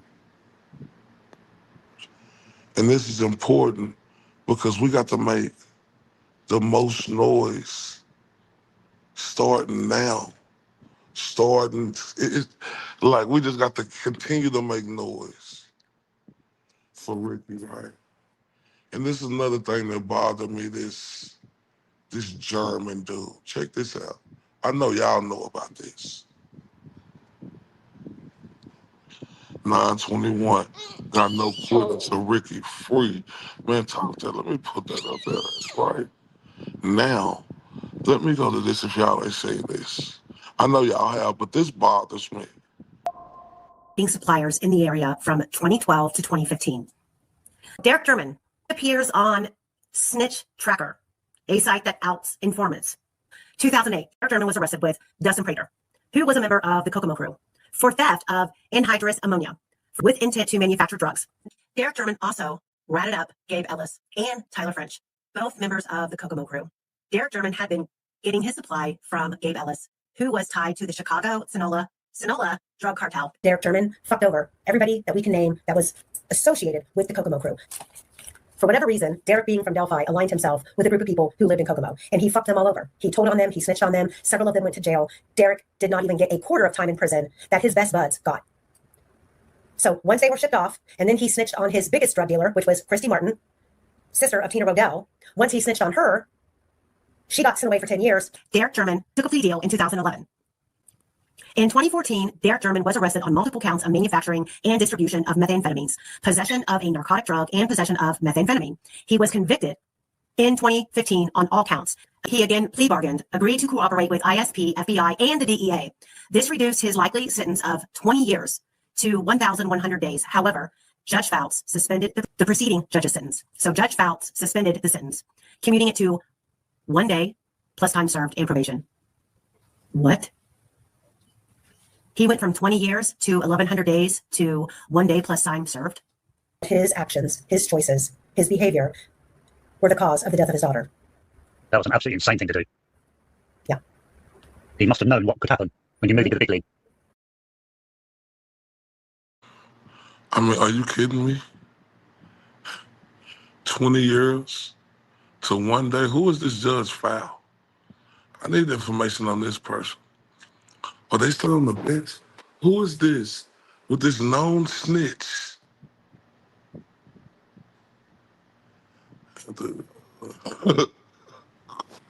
Oh my God. Who is this known snitch who ratted on a lot of people, right? They said this guy was known to do, they messed over a lot of people. It's fine. Oh, I gotta know about Fouts. Who is that? Who is that? Oh man, I would love to come on your show and let you talk to me. Oh my God. Is Judge Faust that one who sent him to Westchester and then got recused before he got recused? Because he was the original judge because of the conflict? Is that him?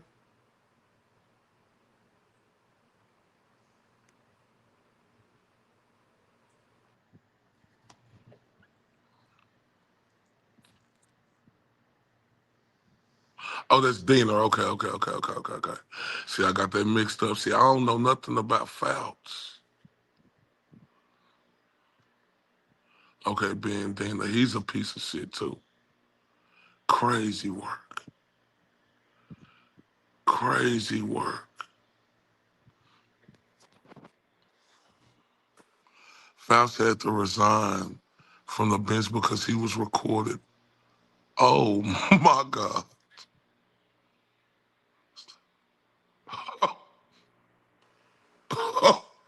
Hold up.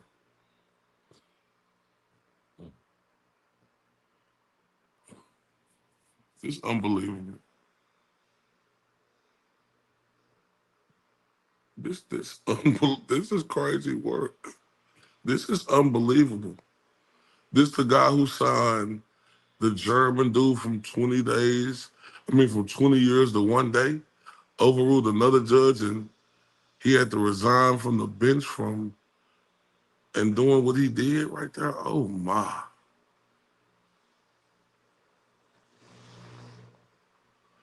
Oh my.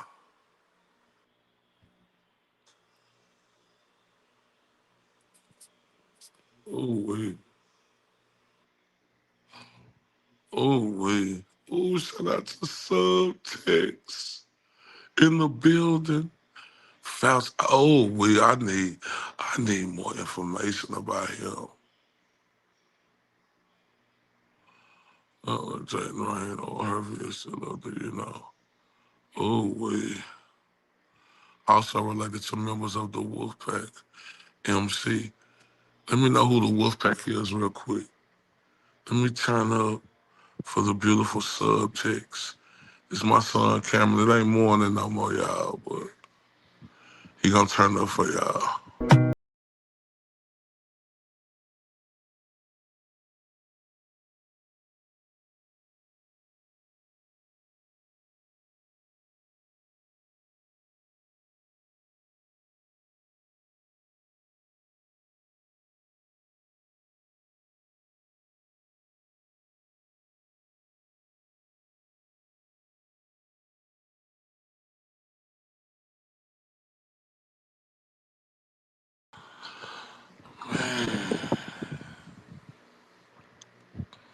Shout out to Subtext. Man, you was you was one of them ones in this, so I gotta show all the love and respect. Yeah, that's my son Cameron. Thank y'all so much. They called, I ain't been on here for a few days because, my son was called ugly. Not by nobody on here. And I know he's not that. No, he is very handsome.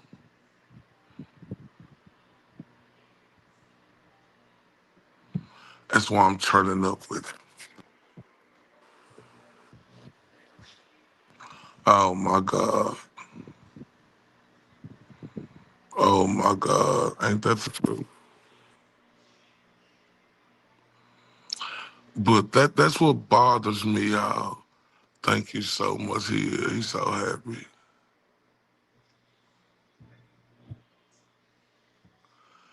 Y'all know what bothers me? Like when, the fake Matthew McCartney and Slick, oh boy, I'm gonna just call him Slick, right? When he asked Hungry Hungry Hippo, like, he said, do you think it could be? Because he told his family he found God and he found Jesus. So he's trying to say this was his coming together moment. Thank you, Subtext. Thank you so much. He is perfect.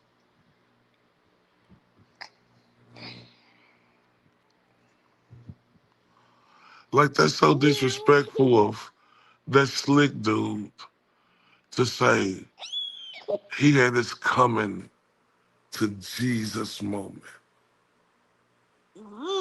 Are you kidding me? So, you as devilish as you are, shout out to the beautiful Melinda Reynolds. You never late. Let me let y'all see him again. And also, y'all, my Cash App and my Venmo has been compromised. So I only got a Cash App, and y'all see the new one up here now. If y'all want to support the channel, if you can, but the main thing I want is the like and the share. So let me turn up for my handsome son again.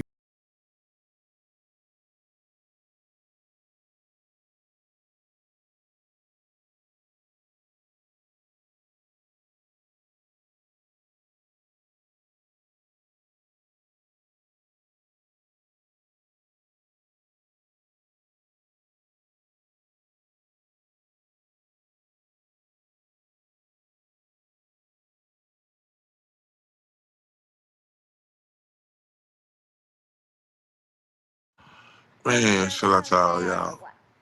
Well, this diabolical, ain't it, y'all?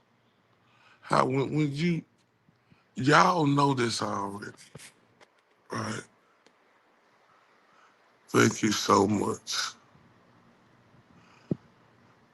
I said a like and a share. That's the most important to me, Spooky.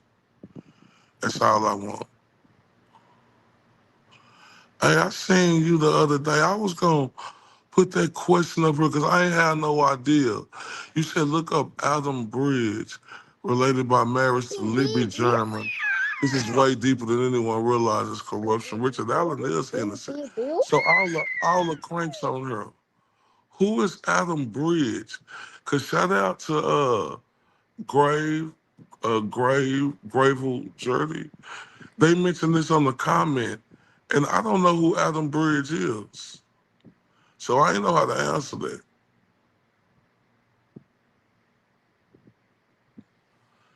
Any of the OG cranks know who he is? Because I don't. I'm being honest. And thank you for asking that question.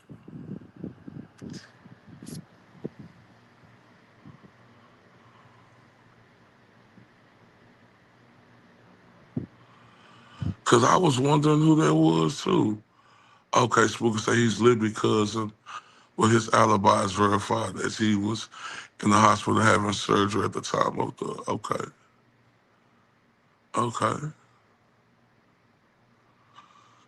And he was recently charged with... Oh, wow. Is that... Oh, wow. Hard drives were as bad as Keegan. Oh, my God. But it was verified?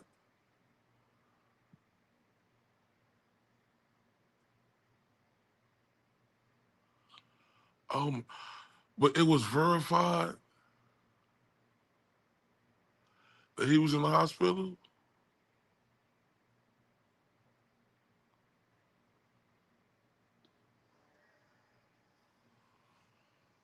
It was verified, Spooky? Oh, my. Like, thinking of how crooked they is, do we think it was really verified? Oh, the records. But just think about how crooked they is. Now, I'm with you on that. But do we think it was really verified that they had them put that in? I'm just asking. Okay, yes, Michael Osbrook. Okay, no, I believe you. I was just asking because this case is so crazy. Man, I'm so happy to see you, Melinda. I've been gone. Y'all, I just want y'all to pray for me. Dude. Stop. Okay, now I believe you. Yeah, who man.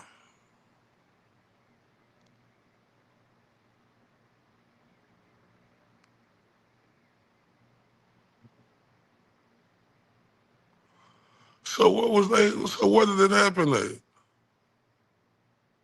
Is he right?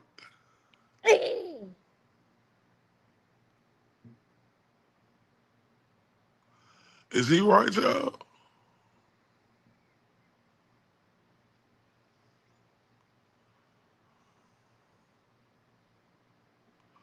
Yeah, true. Is he right? I'm asking y'all, is he right?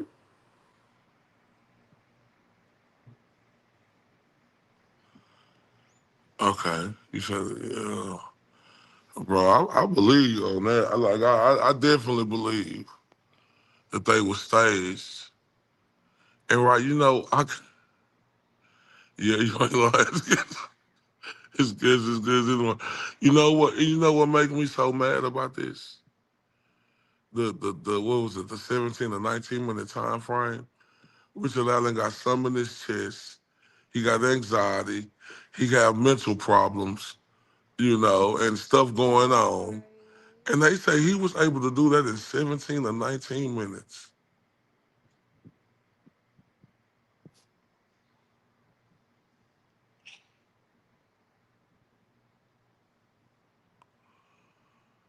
How is that possible?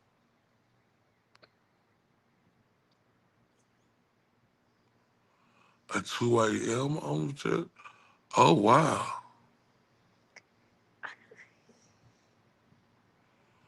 It's just crazy. How is he able to do that?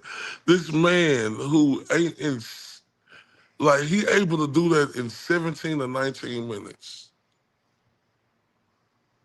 And then the girls were swimmers, and they said Libby was 20 pounds heavier than him. So that other person just gonna sit there?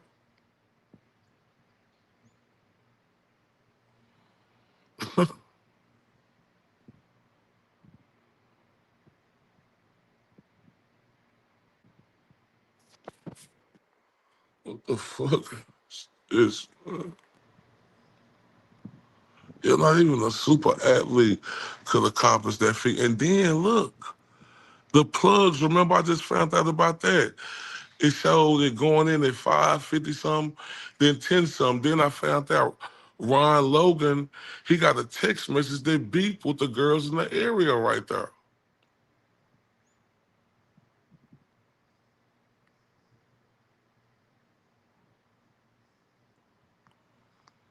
Oh wait, man.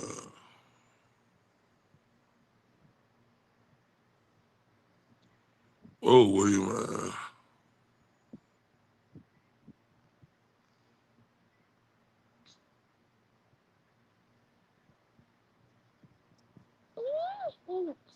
Oh wait.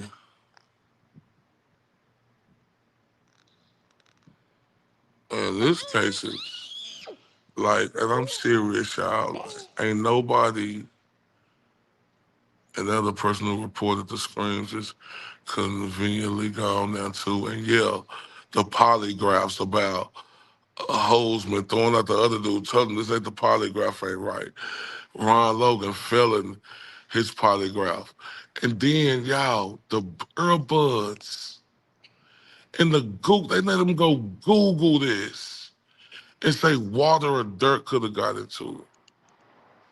How is that the case when the phone never moved if it was up under Libby? That's why it makes sense when Gravel say it was staged. That makes sense. Because how could that happen if, you know, 5 o'clock, 10 o'clock, at 10 o'clock, Logan in that area? Come on now, what is we doing? But now Logan dead, Keegan in prison, and Richard Allen in prison for nothing? Yo, then they go into a Faraday bag. And then the judge allowed a Google search.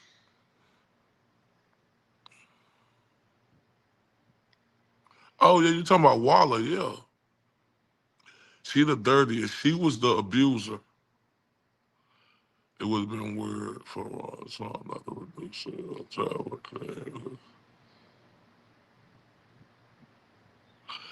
Yeah, true. Yeah. Oh wait, man. Oh wait.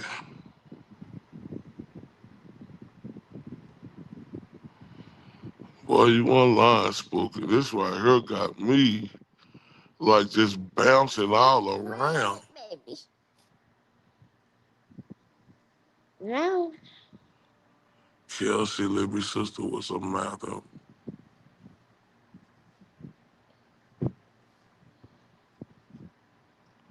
Huh?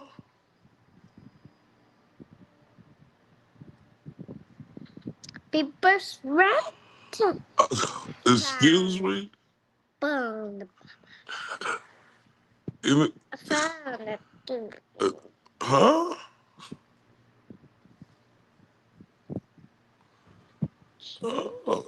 That's something. That's a little. Oh wait.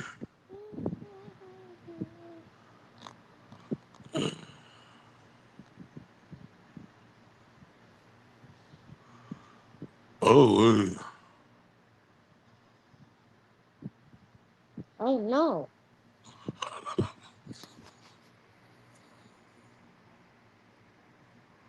Oh no. Oh no. Oh no. Oh no. oh my. Oh. oh, Corn. Stop. Stop. Yep. Yep. Stop. Wow. Stop.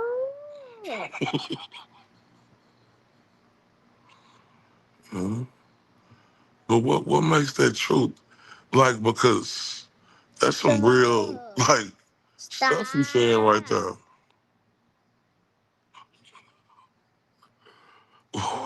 What makes, and I'm being honest, because, like I say, hey, you could be right. I ain't saying you wrong, but I just say, you know, I don't know about that one. I don't know. Stop.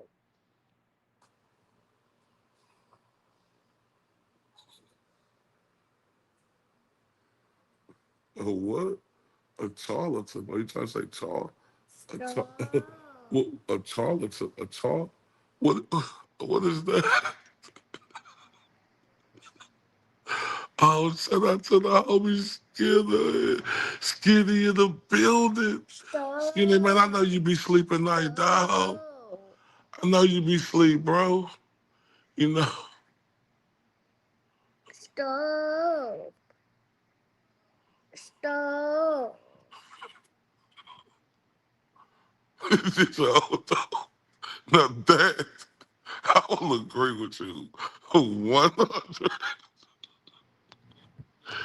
That I will agree with you 100%.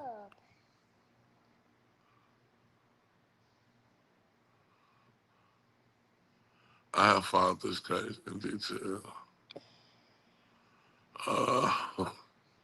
Yeah. Stop. Oh, wait, man.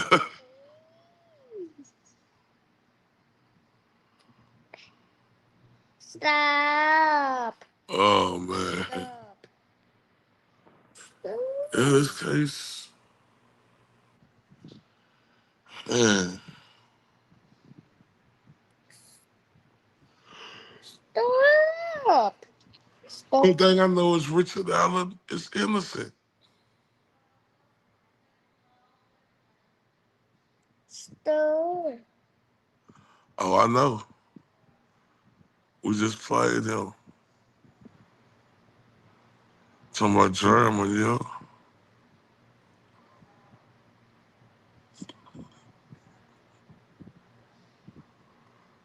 Oh, man.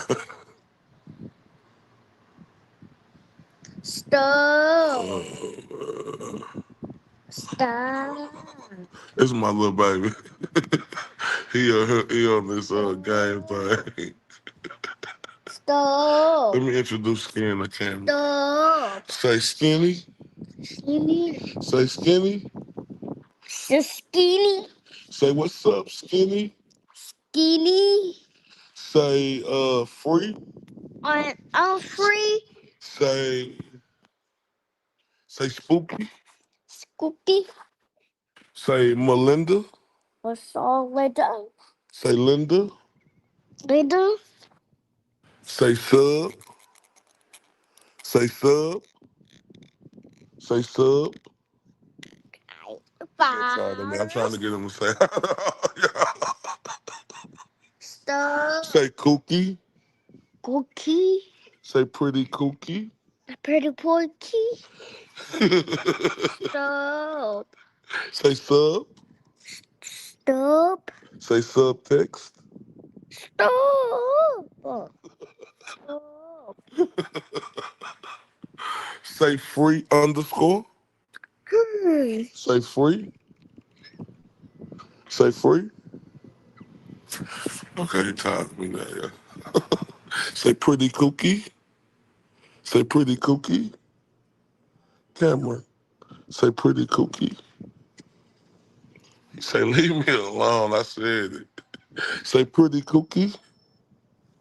Cameron, say pretty cookie. Pretty pokey.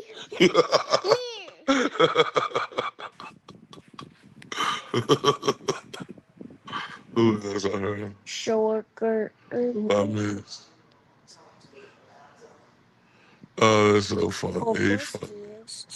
He funny, he funny. Sit down, sit down. So you tired of me messing with you? Say daddy. Say daddy. Stop. You stop. Stop. You stop. See me. Say daddy. Say daddy. Say daddy, baby. Say it. Are you tired of me? You say, yeah, made me say so many names anyway.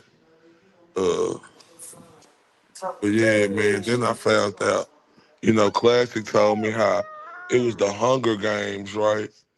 Out there at that trial where, the penguin looking judge, even during lunchtime, she had them to reset. Where does that happen at? Where does that happen at? I sat down. Rise down. Like, where does that happen at?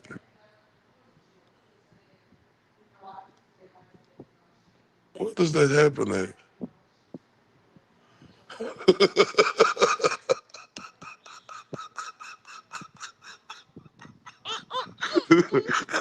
Say, Cameron, say skinny.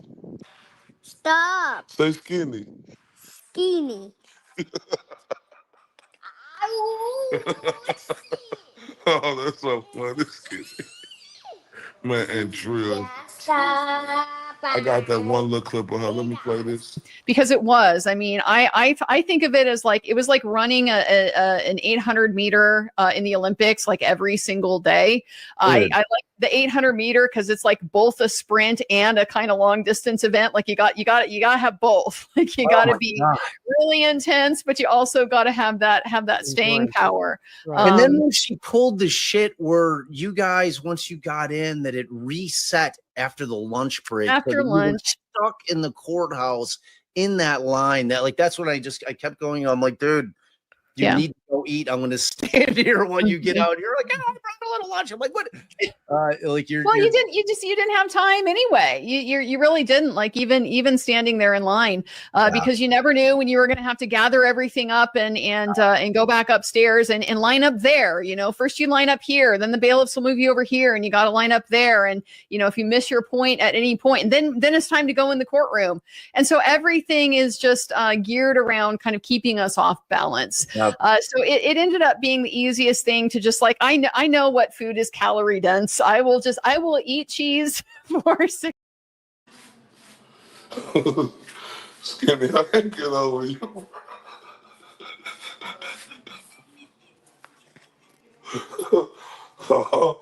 Oh, man, Skinny, you are funny. You said, sound like me on the 13th birthday. Oh, I love you to death, Melinda. She said, I love you. I got to go. My boy 28th birthday celebration. Left you a present on your new cat. Kisses, man. Oh, love you, Melinda. Happy birthday to your son, man. Shout out to Big 28. How you say it? Ocho. So it's dos ocho. How you say it? Dos catorce. So it's dos. How you say 28 in Spanish? I know you said 214, dos catorce. I know it's dos and ocho. Happy 28th birthday to Miss Reynolds' son, man, on another year in life. Man, salute, Melinda. Thank you so much, man. Let me turn up for her with Cameron real quick. My handsome son who's saying, stop.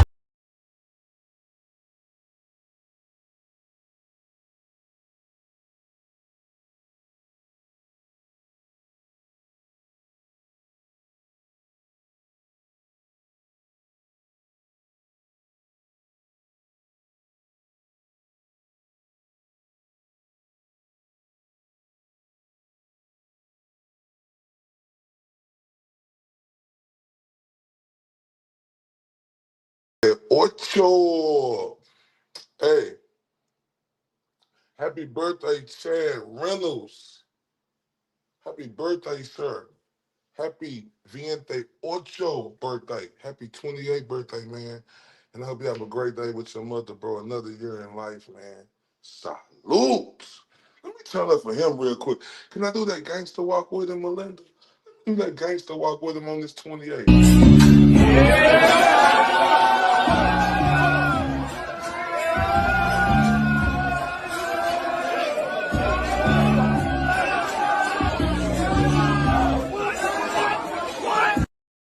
Hold up, Melinda, I ain't through. Tell Chad on his, let me see how you say it again. Let me see how you say it again. Viante, he said, I'm so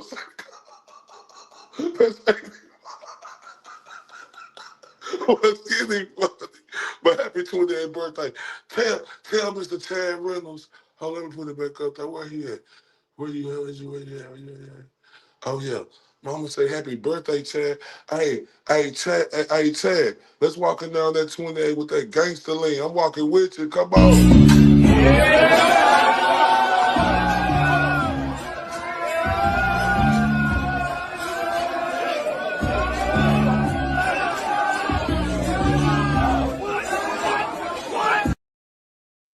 Man, happy 28th birthday, man. Bente Ocho. Oh, Bente Ocho? Bente Ocho. Okay. So why they have me saying Viente? Then he got that skinny so funny. He talking about Ocho Cinco. The reason why I know that is just Chad Johnson. Boy, Skinny, you are hilarious. Feliz Ocho Mayo. But y'all, look, I love y'all to death, man. I love y'all to death, man. I'm finna get ready to take my son to a water park, man. I see y'all soon with part 2 of the best ever who I done seen on here in Breaking Down People. If y'all can show me somebody better than him, I'll let y'all know. The Great Sergio, man. Love y'all to death. Oh, man, I promise y'all the truth, man. See y'all soon.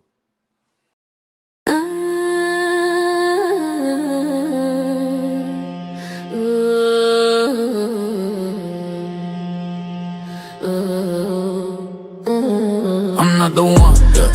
I'm the right one, I'm the right one, yeah. I'm the right one, yeah. I'm the right one, yeah. I'm the right one, yeah. I'm the right one, yeah. I'm the right one, yeah. I'm not the one, I'm the right one. I walk in like a vertical, look clear, aim. You wanna smoke, I heard it. You talk big, all wordy, all bark, no bite. You can't win this fight. I seen your hand shake when the room got quiet. I don't need a threat, I bring it, then I write, yeah. Tick, tick, hear that whistle, step too close, get the missile. Blood in my eyes, stealing my jaw. Say my name once, then stand by the law. I'm not the one, yeah. I'm the right one, yeah. I'm not the one, yeah. I'm the right one, yeah. You came for when you left with none. I'm the right one, yeah. I'm not the one, yeah. I'm the right one, yeah. I don't just a crowd, I let them come. I stare hit hard like a loaded drum. You keep on talking, I keep on moving. Your chest gets loud, but your legs ain't proving. You want that title, you want that crown. I take one look and I shut it down. I crash when the flow gets mean. I came in clean, let the scene pristine. Tick, tick, hear that whistle, step too close, get the missile. Blood in my eyes, stealing my jaw. Say my name once, then stand by the law. I'm not the one, yeah. I'm the right one. I'm not the one, yeah. I'm the right one, yeah. You came for when you left with none. I'm the right one, yeah. I'm not the one, yeah. I'm the right one, yeah. I don't bend, I don't break, I don't flinch, I don't fake. Every shot you throw just feeds my pace. Every lie you spit, I put back in your face. I'm not the one, yeah. I'm the right one, yeah. I'm not the one, yeah. I'm the right one, yeah. I'm not the one, yeah. I'm the right one, yeah. You came for when you left with none. I'm the right one, yeah. I'm not the one, yeah. I'm the right one, yeah.